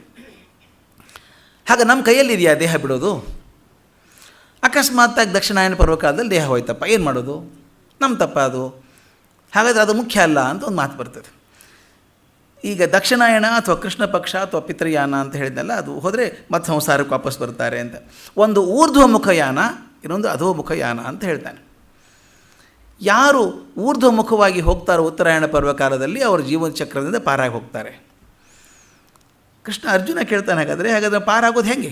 ಉತ್ತರಾಯಣ ಪರ್ವಕಾಲ ಜೀವ ಹಿಡ್ಕೊಳ್ಳೋದು ಹೇಗೆ? ನಮ್ಮ ಕೈಲಿ ಇಲ್ಲಲ್ಲ ಅದು. ಅದಕ್ಕೊಂದು ಉದಾಹರಣೆ ಬಹಳ ಚೆಂದ ಕೊಡ್ತಾರೆ, ಅದು ಬಹಳ ಮುಖ್ಯವಾಗಿ ಹೇಳಬೇಕಾದ್ದು. ಕೃಷ್ಣ ಇಷ್ಟೆಲ್ಲ ಹೇಳ್ತಾನೆ, ಒಂದು 8 ಪದ್ಯ ಇದೆ, 8 ಶ್ಲೋಕ ಇದೆ. ಉತ್ತರಾಯಣ ಪರ್ವಕಾಲದ ಲಾಭ ಅಂದ್ರೇನು, ದಕ್ಷಿಣಾಯನ ಪರ್ವಕಾಲ ತೊಂದರೆ ಆಗುವಂಥದ್ದೇನು ಎಲ್ಲ ಹೇಳಿ ಮಹಾಜ್ಞಾನಿಗಳಾದ ಉತ್ತರಾಯಣ ಪರ್ವಕಾಲದಲ್ಲಿ ದೇಹ ಬಿಡ್ತಾರೆ ಅಂತ ಹೇಳ್ತಾನೆ. ಅರ್ಜುನ ಗೊತ್ತು ಅವನು ಕೇಳ್ತಾನೆ ಅಂತ. ಅದಕ್ಕೆ ಕೊನೆಗೆ ಮಾತು ಹೆಂಗೆ ಹೇಳ್ತಾನೆ ನೋಡಿ, ಎಷ್ಟು ಚೆನ್ನಾಗಿ. ಇವತ್ತು 21ನೇ ಶತಮಾನಕ್ಕೆ ಪ್ರಯೋಜನ ಆಗುವಂಥದ್ದು. ಇಷ್ಟೆಲ್ಲ ಹೇಳ್ಬಿಟ್ಟು ತಲೆ ಕೆಡಿಸ್ಕೋಬೇಡ ಅದ್ರ ಬಗ್ಗೆ ಅಂತ ಹೇಳ್ತಾನೆ. ಎಷ್ಟು ಚೆಂದ ನೋಡಿ. ಇದ್ರ ಬಗ್ಗೆ ತಲೆ ಕೆಡಿಸ್ಕೋಬೇಡ, ಉತ್ತರಾಯಣ ಪರ್ವಕಾಲ ತಲೆ ಕೆಡಿಸ್ಕೋಬೇಡ. ಯಾಕಂದರೆ 2 ಗತಿಗಳ ಬಗ್ಗೆ ಹೇಳಿದಂಥ ಕೃಷ್ಣ ಗೊಂದಲಕ್ಕೆ ಈಡಾಗೋದು ಬೇಡ ಇದ್ರ ಬಗ್ಗೆ. ಯಾಕಂದರೆ ನಿಜವಾದ ಯೋಗಿ ಈ 2 ಬಗ್ಗೆನೂ ಚಿಂತೆ ಮಾಡೋದಿಲ್ಲ ಅಂತ. ಇದೊಂಥರ ವಿಚಿತ್ರ ಅನಿಸಲ್ವಾ? ಮೊದಲು ಹೇಳೋದು ಉತ್ತರಾಯಣ ಪರ್ವಕಾಲ ಭಾಳ ಮುಖ್ಯ, ಅಲ್ಲಿ ಹೋದವರು ಜನ್ಮಚಕ್ರದಿಂದ ಪಾರಾಗ್ತಾರೆ, ದಕ್ಷಿಣಾಯನ ಪರ್ವಕಾಲದಲ್ಲಿ ಹೋದವರು ಕೆಳಗೆ ಹೋಗ್ತಾರೆ ಅಂತ ಹೇಳಿ ಅದರ ಮಹತ್ವವನ್ನೆಲ್ಲ ಹೇಳಿ ಕೊನೆಗೆ ಹೇಳ್ತಾನೆ, ನೀನು ತಲೆ ಕೆಡಿಸ್ಕೋಬೇಡ. ನಿಜವಾದ ಯೋಗಿಗಳು 2 ಗತಿಗಳ ಬಗ್ಗೆ ತಲೆ ಕೆಡಿಸ್ಕೊಳ್ಳೋದಿಲ್ಲ.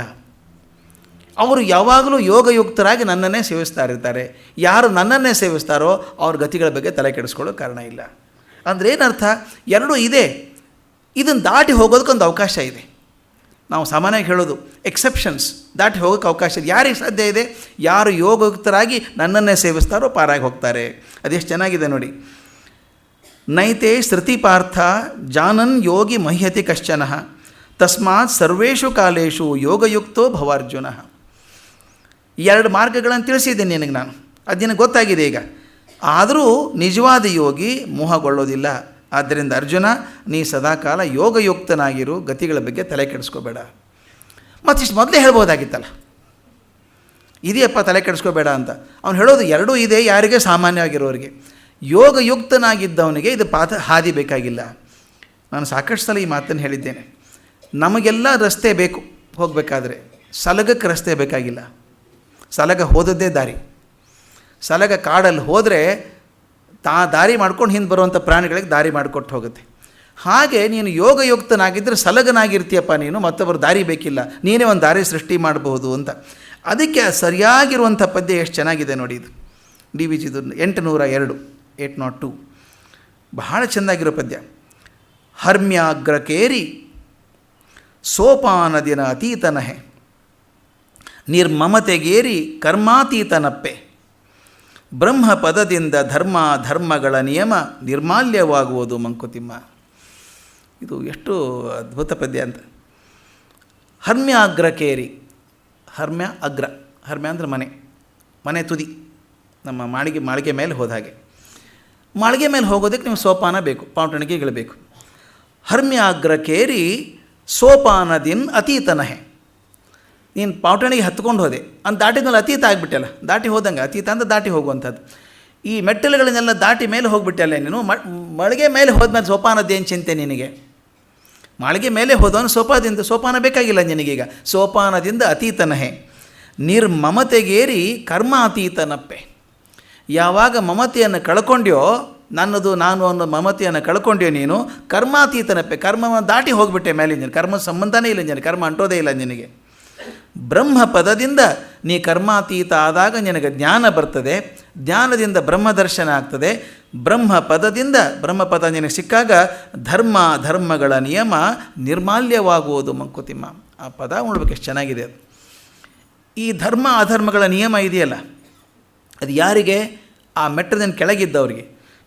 ಆ ಮೆಟ್ಟಲಿನಿಂದ ಮೇಲೆ ಹೋದವರಿಗೆ ಧರ್ಮನ ದಾಟಿ ಹೋಗ್ಬಿಡ್ತಾರೆ, ಅದು ಕೂಡ ನಿರ್ಮಾಲ್ಯ ಆಗಿ ಹೋಗ್ತದೆ. ಇದು ಭಾಳ ವಿಚಿತ್ರ ಹೇಳಬೇಕು ನಾನು. ನಿಯಮಗಳು ಯಾವಾಗಲೂ ಸಾಮಾನ್ಯರಿಗೆ ಎಲ್ಲರಿಗೂ ಇರ್ತದೆ, ಅಸಾಮಾನ್ಯರಿಗೆ ನಿಯಮಗಳಿಲ್ಲ. ನಾನು ಈ ಮಾತನ್ನು ಹೇಳಿದ್ಮೇಲೆ ಗೊತ್ತಿಲ್ಲ, ಮಹಾವೀರ ಠಕ್ ಅಂತ ಒಂದೇ ಸಲ ಇದಕ್ಕೆ ಹೋಗ್ಬಿಟ್ಟ, ಜ್ಞಾನ ಕೈವಲ್ಯ ಜ್ಞಾನ ಆಯಿತು. ಸಾಮಾನ್ಯವಾಗಿ ಜೈನರ ಪದ್ಧತಿಯಲ್ಲಿ ಪಾಂಚ್ ಅಂತಾರೆ. ಒಬ್ಬ ಸನ್ಯಾಸಿ ಆಗ್ಬೇಕಾದ್ರೆ 5 ಹಂತದಲ್ಲಿ ಆಗಬೇಕು. ಸನ್ಯಾಸಿ ಆಗಬೇಕಾದ್ರೆ ಯಾರೋ ಸನ್ಯಾಸಿ 5 ಹಂತ ಪ್ರಯತ್ನ ಮಾಡಿ ಆಗಬೇಕಾದದ್ದು. ಮಹಾವೀರ 5 ಹಂತಕ್ಕೆ ಹೋಗಲೇ ಇಲ್ಲಲ್ಲ, 5 ಹಂತನೇ ಇಲ್ಲ ಅವನು. ಟಕ್ ಅಂತ ಒಂದೇ ಸಲ ಕೈವಲ್ಯ ಜ್ಞಾನ ಬಂದುಬಿಡ್ತು. ಅದು ಹೆಂಗೆ ಬಂತು? ಅದು ಮಹಾವೀರಿಗೆ ಸಾಧ್ಯ. ಅದು ಮಹಾವೀರ ಉಪವಾಸ ಕೂತ್ಕೊಂಡ, ಮೈ ಮೇಲೆ ಬಟ್ಟೆ ಇಲ್ಲ, ದಿಗಂಬರನಾದ. ಮಂದಿ ಅಂದರು, ದಿಗಂಬರ ಆದರೆ ಬಹುತೇಕ ಭಗವಂತ ಸಿಗ್ತಾನೆ ಅಂತ. ಅದಲ್ಲ ಅದು. ಅವನು ಎಷ್ಟು ಭಗವದ್ಜ್ಞಾನದಲ್ಲಿ ಮಗ್ನ ಆಗಿದ್ದ ಅಂದರೆ ಹಗಲಾದದ್ದು ಗೊತ್ತಾಗಲಿಲ್ಲ, ರಾತ್ರಿ ಆದದ್ದು ಗೊತ್ತಾಗಲಿಲ್ಲ, ಊಟ ಗೊತ್ತಾಗಲಿಲ್ಲ, ಅವನಿಗೆ ಬೇಕು ಅನ್ನಿಸ್ಲಿಲ್ಲ, ಬಟ್ಟೆ ಕೂಡ ಬೇಕಾಗಲಿಲ್ಲ, ಆಕಾಶವೇ ಬಟ್ಟೆ ಆಗಿಬಿಟ್ಟ. ಅದೇ ದಿಗಂಬರ ಅಂತ ಆಗಿಬಿಟ್ಟ ಅವನು. ಆದರೆ ನೋಡ್ತಾ ಇದ್ರಲ್ಲ ಜನ ಸಾಮಾನ್ಯರು, ಓಹೋಹೋ ಅವನು ದಿಗಂಬರ ಆದ್ದರಿಂದ ಭಗವಂತ ಜ್ಞಾನ ಆಯಿತು ಅಂತ. ಹಾಗಲ್ಲ ಅದು. ಭಗವಂತನ ಜ್ಞಾನ ಆದಾಗ ಬಟ್ಟೆ ಬೇಕು ಅನ್ನಿಸ್ಲಿಲ್ಲ ಅವನಿಗೆ, ಆದ್ದರಿಂದ ದಿಗಂಬರ ಆದ ಅವನು. ಬಟ್ಟೆ ಬಿಟ್ಟದಕ್ಕೆ ಭಗವಂತನ ದರ್ಶನ ಆಗಲಿಲ್ಲ. ಆದರೆ ನಮ್ಮ ಕಲ್ಪನೆಗಳು ಹೇಗೆ ಸಾಮಾನ್ಯ, ಅದು ಮಹಾವೀರನಿಗೆ ಮಾತ್ರ ಆಗುವಂಥದ್ದು. ಬುದ್ಧನಿಗೆ ಆ ಬೋಧಿ ವೃಕ್ಷದ ಕೆಳಗೆ ಕೂತಾಗ ಆ ಕ್ಷಣದಲ್ಲಿ ದರ್ಶನ ಆಯಿತು. ನಾವು ಸಾಕಷ್ಟು ಸಲ ಕೂತಿದ್ದೀವಿ ಬೇಕಾಷ್ಟು ಬೋಧಿ ವೃಕ್ಷದ ಕೆಳಗೆ, ತಲೆ ಮೇಲೆ ಕಾಗಿ ಏನು ಮಾಡ್ತು ಹೊರತಾಗಿ ನಮಗೆ ಜ್ಞಾನ ಆಗೋದು ಕಮ್ಮಿ. ಯಾಕೆ ಆಗಲಿಲ್ಲ? ಅದು ಬುದ್ಧತ್ವ ಬೇಕು. ಆ ಬುದ್ಧತ್ವ ಇದ್ದಾಗ ಬೋಧಿ ವೃಕ್ಷ ಬೇಕು. ಬೋಧಿ ವೃಕ್ಷನೇ ಬೇಕು ಅಂತಿರಲಿಲ್ಲೇನೋ, ಎಲ್ಲಾದರೂ ಆಗ್ತಿತ್ತು ಆತನಿಗೆ. ಆದ್ದರಿಂದ ಆ ಬುದ್ಧತ್ವದ ಗುಣ ಬಹಳ ಮುಖ್ಯ. ಬುದ್ಧ ಆ ಥರ ಪ್ರಯತ್ನ ಮಾಡಿ ಸನ್ಯಾಸಿ ಆಗಲೇ ಇಲ್ಲ ಅವನು, ಆ ಥರ ಆದದ್ದು. ಅದೇ ಥರ ನೋಡಿ ನಮ್ಮ ಏಸು ಕ್ರಿಸ್ತ ಎದುರಿಗೆ ಬಂದಾಗ ಜೀಸಸ್ ಕ್ರೈಸ್ಟ್ ಅಂತ ಕರೆದ ತಿರುಗಿ ಕೂಡ ನೋಡಲಿಕ್ಕಿಲ್ಲ ಅವನು. ಯಾಕಂದ್ರೆ ಅವನ ಹೆಸರೇ ಜೀಸಸ್ ಅಲ್ಲ. ಅವನ ಹೀಬ್ರೂ ಭಾಷೆಯಲ್ಲಿ ಅವನ ಹೆಸರು ಜೀಸಸ್ ಅಲ್ಲ, ಅವನದು ಜಶುವ ಅಂತ ಕರೀತಾರೆ. ಜಶುವ ಅಂತ ಹಿಬ್ರೂ ಭಾಷೆಯಲ್ಲಿ ಹಿಬ್ರೂ ಮಾತಾಡ್ತಿದ್ದವನು. ಅವನು ಇಂಗ್ಲೀಷು ಬರ್ತಿರಲಿಲ್ಲ ಅವನಿಗೆ. ಇವತ್ತು ನಾವು ಜೀಸಸ್ ಕ್ರೈಸ್ಟ್ ಅಂತ ಕರೆದ್ರೆ ಅವ್ನಿಗೆ ಅರ್ಥವೇ ಆಗಲಿಕ್ಕಿಲ್ಲ ಬಹುಶಃ. ಅವನು ತಂದದ್ದು ದೊಡ್ಡ ದಾರ್ಶನಿಕನಾದದ್ದು, ದೊಡ್ಡ ಏನು ಓದ್ಕೊಂಡವನಲ್ಲ. ಆದರೆ ಜನರ ಮೇಲಿರುವಂಥ ಅನುಕಂಪೆಯಿಂದ, ಕರುಣೆಯಿಂದ, ಪ್ರೀತಿಯಿಂದ ದೊಡ್ಡವನಾಗ್ಬಿಟ್ಟ. ಜನರ ಪ್ರೀತಿಯಿಂದ ದೊಡ್ಡವನಾದ. ಆದ್ದರಿಂದ ಅವರಿಗೆ ಹಾದಿ ಬೇಕಾಗಲಿಲ್ಲ, ಅವ್ರು ಹಾಕ್ಕೊಂಡದ್ದೇ ಹಾದಿ ಆಯಿತು. ಶ್ರೀ ರಾಮಕೃಷ್ಣ ಪರಮಹಂಸರಿಗೆ ಎಷ್ಟೋ ಜನ ತಮಾಷೆ ಮಾಡಿದ್ರಾಗ, ಓದ್ಕೊಳ್ಳಿ, ಉಪನಿಷತ್ತೇ ಓದ್ಕೊಂಡಿಲ್ಲ, ನಮ್ಮ ಶಾಸ್ತ್ರಗಳನ್ನು ಓದ್ಕೊಂಡಿಲ್ಲ, ಅದೆಂಥ ಸನ್ಯಾಸಿ ಅಂತ ಇದ್ದರು. ಆತ ಓದ್ಕೊಳ್ಳೋದು ಬೇಕಾಗಿರಲಿಲ್ಲ, ಠಾಕೂರ್ಜಿ ಓದೋದೇ ಬೇಕಾಗಿರಲಿಲ್ಲ. ಅವ್ರು ಹೇಳಿದ್ದೇ ಉಪನಿಷತ್ತು ಆಯ್ತಲ್ಲ, ರಾಮಕೃಷ್ಣ ಉಪನಿಷತ್ತು ಆಗಲಿಲ್ವ? ಅಂದರೆ ಅವರಿಗೆ ಮಾರ್ಗ ಬೇಕಾಗಿಲ್ಲ, ಅವ್ರು ಓದದ್ದೇ ಮಾರ್ಗ ಆಗ್ತದೆ. ಈ ನಿಯಮಗಳು, ಅದಹತ ಧರ್ಮ ನಿಯಮಗಳು ಯಾರಿಗೆ ಬೇಕು? ನಮಗೆ ಬೇಕು. ಈಗ ಟ್ರಾಫಿಕ್ಕಿಗೆ ಹೆಂಗೆ ಹೋಗಬೇಕು ನಮ್ಗೆ ಹೇಳ್ತಾರೆ, 1 ವೇ ಟ್ರಾಫಿಕ್ ಅಂತ ಹೇಳ್ತಾರೆ. ಹಿಂಗೆ ಹೋಗಬೇಕು, ಹಿಂಗೆ ಹೋದ್ರೆ ಹಿಡಿದಾಕ್ತಾರೆ ಪೊಲೀಸರು. ಅದೇ ರಾಷ್ಟ್ರಪತಿ ಬಂದರೆ ಎಲ್ಲರೂ ನಿಲ್ಲಿಸಿ ಅವ್ರನ್ನ ಕಳಿಸ್ತಾರೆ. ವಿಮಾನ ನಿಲ್ದಾಣಕ್ಕೆ ಹೋಗ್ತೀವಿ ನಾವು, ನಮಗೆಲ್ಲ ತುಂಬ ಬಂಧನ ಇದೆ. ಬ್ಯಾಗ್ ಚೆಕ್ ಆಗಬೇಕು, ಮೊದಲು ಕೊಡಬೇಕು, ಬೋರ್ಡಿಂಗ್ ಪಾಸ್ ತೊಗೋಬೇಕು, ಸೆಕ್ಯೂರಿಟಿ ಚೆಕ್ ಆಗಬೇಕು, ನಮ್ಮ ಜೇಬ್ ತಪಾಸ್ ಮಾಡ್ತಾರೆ, ಎಲ್ಲ ಹುಡುಕ್ತಾರೆ. ಇದು ಯಾರಿಗೆ? ನಮಗೆ. ಪ್ರಧಾನಮಂತ್ರಿ ಬಂದರೆ ಸೀದಾ ಕಾರು ವಿಮಾನದವರೆಗೂ ಹೋಗ್ತದೆ, ಅಲ್ಲಿ ಹತ್ತಿ ಬರ್ತಾರೆ. ಯಾಕೆ? ಅವ್ರ ನಿಯಮ ಇಲ್ವಾ? ಆ ಒಂದು ಮಟ್ಟವನ್ನು ದಾಟಿ ಮೇಲೆ ಹೋದವರಿಗೆ ಆ ನಿಯಮಗಳ ಬಂಧನ ಇಲ್ಲ. ಇದು ನಮ್ಮ ಸಾಮಾನ್ಯ ಜೀವನದಲ್ಲಿ ಆಗೋದಾದರೆ, ಅದು ಅಧ್ಯಾತ್ಮ ಕಾಲದಲ್ಲೂ ಹಾಗೇನೆ. ಯಾರು ನಿರ್ಮಮತೆಗೇರಿ ಕರ್ಮಾತೀತನಪ್ಪೆ ಕರ್ಮದ ಆಚೆಗೆ ಹೋದಾಗ ನಮಗೆ ಬ್ರಹ್ಮಪದದಿಂದ ಧರ್ಮಗಳ ನಿಯಮ ನಿರ್ಮಾಲ್ಯವಾಗುವುದು ಮಂಕುತಿಮ್ಮ. ಧರ್ಮಗಳ ಚಿಂತೆಯೇ ಬೇಡ ನಮಗೆ ಅಂತ ಹೇಳುದಂಗೆ. ಇದನ್ನು 8ನೇ ಅಧ್ಯಾಯದ ಸಾರ. ಇದು ಮುಖ್ಯವಾಗಿ ಹೇಳಬೇಕಾದದ್ದು ಕೃಷ್ಣನಿಗೆ. ಅಂದರೆ ಎಲ್ಲಿ ವಿನಯ ಇದೆಯೋ, ಶಮ ಇದೆಯೋ, ಇದೆಲ್ಲ ಇದ್ದಾಗ ಮಮತೆ ಕರಗ್ತದೆ ಅಂತ. ನನಗೊಂದು ಅತ್ಯಂತ ಅದ್ಭುತವಾದ ವಿಷಯ ನನ್ನ ನೆನಪಿಗೆ ಬರೋದು. ಎಷ್ಟೇ ಮಟ್ಟಕ್ಕೆ ನಾನು ಏರಿದರೂ ಆ ವಿನಯ ಬರದೆ ಹೋದರೆ ಆ ಜ್ಞಾನಕ್ಕೆ ಅರ್ಥ ಇಲ್ಲ ಅಂತ. ನಮ್ಮಲ್ಲಿ ಸಂತಾನ ಗೋಸ್ವಾಮಿ ಅಂತ ಬಹುದೊಡ್ಡ ತತ್ವಜ್ಞರಾದವರು, ಬಹುದೊಡ್ಡ ವೇದಾಂತಿಗಳು, ಬೃಂದಾವನದಲ್ಲಿದ್ದರು. ಅಷ್ಟೇ ವಿನಯ. ಅವರ ಸೋದರ ಅಳಿಯ ಜೀವ ಗೋಸ್ವಾಮಿ ಅಂತ. ಆ ಅಳಿಯನ್ನು ತನ್ನ ಮನೆಯಲ್ಲಿ ಇಟ್ಕೊಂಡು ಬೆಳೆಸಿದರು. ತುಂಬ ತಂಗಿ ಮಗ. ತನಗೆ ಗೊತ್ತಿದ್ದದೆಲ್ಲ ಧಾರೆ ಎರೆದು ಬೆಳೆಸಿದ್ರು ಆತನ್ನು. ಮಹಾಪಂಡಿತನಾದ ಹುಡುಗ. 16 ವರ್ಷಕ್ಕೆ ಪ್ರಕಾಂಡ ಪಂಡಿತ ಅನ್ನುವಷ್ಟು ಹೆಸರಾಗಿತ್ತು. ಈ ಸಂತಾನ ಗೋಸ್ವಾಮಿಯವರು ಬೃಂದಾವನದಲ್ಲಿದ್ದಾಗ ಈ ಅಳಿಯ ಒಂದು ಕಡೆ ಪ್ರವಾಸಕ್ಕೆ ಹೋದಾಗ ವಾರಣಾಸಿಯಿಂದ ಒಬ್ಬರು ಪಂಡಿತರು ಬಂದಿರಂತೆ. ಆಗಿನ ಕಾಲದಲ್ಲೇ ಈ ವಾದ ವಿವಾದ ಅಂತ ತುಂಬ ಜಾಸ್ತಿ. ಆ ಪಂಡಿತರು ಬರಬೇಕು, ಇವ್ರನ್ನ ಮಾತಾಡಬೇಕು, ಯಾರು ವಾದದಲ್ಲಿ ಗೆದ್ದಿತಾರೋ ಸೋತವ್ರು ಗೆದ್ದವ್ರಿಗೆ ಜಯಪತ್ರ ಬರ್ಕೊಡ್ಬೇಕು ಅಂತ ಇರ್ತಿತ್ತಾಗೆಲ್ಲ. ಸೋತಿದ್ದೆ ನಾನು ಇವರಿಗೆ ಅಂತ ಸರ್ಟಿಫಿಕೇಟ್ ಇದ್ದ ಹಾಗೆ. ಅವ್ರು ಪಂಡಿತರು ಬಂದರು, ವಾರಣಾಸಿಯಿಂದ ಬಂದು, ನಿಮ್ಮಲ್ಲಿ ಬೃಂದಾವನದಲ್ಲಿ ಯಾರಾದರೂ ಪಂಡಿತರಿದ್ದಾರೆ ನನ್ನ ಜೊತೆಗೆ ಚರ್ಚೆ ಮಾಡೋದಕ್ಕೆ ಅಂದರು. ಎಲ್ಲರೂ ಇದರಂತೆ, ನಮ್ಮಲ್ಲಿ ಸಂತಾನ ಗೋಸ್ವಾಮಿ ಬಿಟ್ಟರೆ ಅವ್ರಿಗಿಂತ ದೊಡ್ಡವ್ರು ಯಾರೂ ಇಲ್ಲ, ಅವ್ರು ಭಾಳ ದೊಡ್ಡವರು ಅವರು ಅಂತ. ಕರೀರಿ ಅವ್ರನ್ನ, ಚರ್ಚೆ ಮಾಡೋಣ. ಹೋಗಿ ಕರೆದಂತೆ, ಕಾಶಿಯಿಂದ ಪಂಡಿತರು ಬಂದಿದ್ದಾರೆ, ಸ್ವಲ್ಪ ಅವ್ರ ಜೊತೆ ಚರ್ಚೆ ಮಾಡಬೇಕು ನೀವು ಅಂತ. ಇವ್ರು ಏನು ಮಾಡ್ಬೇಕು ಸಂತಾನ ಗೋಸ್ವಾಮಿ ಅವರು ಹೋಗಿ ನನ್ನ ಜೊತೆಗೆ ಚರ್ಚೆ ಮಾಡ್ತೀರಾ ಅಂತ ಅವನು ಠೇಂಕಾರದಿಂದ ಕೇಳ್ದ ಕಾಶಿ ಪಂಡಿತ. ಇವ್ರು ನಮಸ್ಕಾರ ಮಾಡಿಬಿಟ್ಟು, ಅಯ್ಯೋ ತಮ್ಮಂಥವ್ರ ಜೊತೆ ಚರ್ಚೆ ಮಾಡೋದಾ, ನನಗೇನೂ ಗೊತ್ತಿಲ್ಲ ಅಂದರು. ಹಾಗಾದ್ರೆ ಜಯಪತ್ರ ಬರ್ಕೊಡ್ರಿ ಅಂದರು. ಕೊಡಿ ಅಂದರು. ಸರ ಜಯಪತ್ರ ಬರ್ಕೊಟ್ಬಿಟ್ರು. ಆತ ತೊಗೊಂಡು ಸಂಭ್ರಮದಿಂದ ಉಳಿದವ್ರು ಚರ್ಚೆ ಮಾಡೋಂಗಿಲ್ಲೇ ಇಲ್ಲ. ಸಂತಾನ ಗೋಸ್ವಾಮಿಗಳೇ ಜಯಪತ್ರ ಬರ್ಕೊಟ್ಟು ಉಳಿದವ್ರು ಯಾರಿದ್ದಾರೆ ಅಲ್ಲಿ, ಯಾರೂ ಇಲ್ಲ ಅಂತ ಆತ ಸಂಭ್ರಮದಿಂದ ಹೊರಟ ಕುದುರೆ ಏರಿ.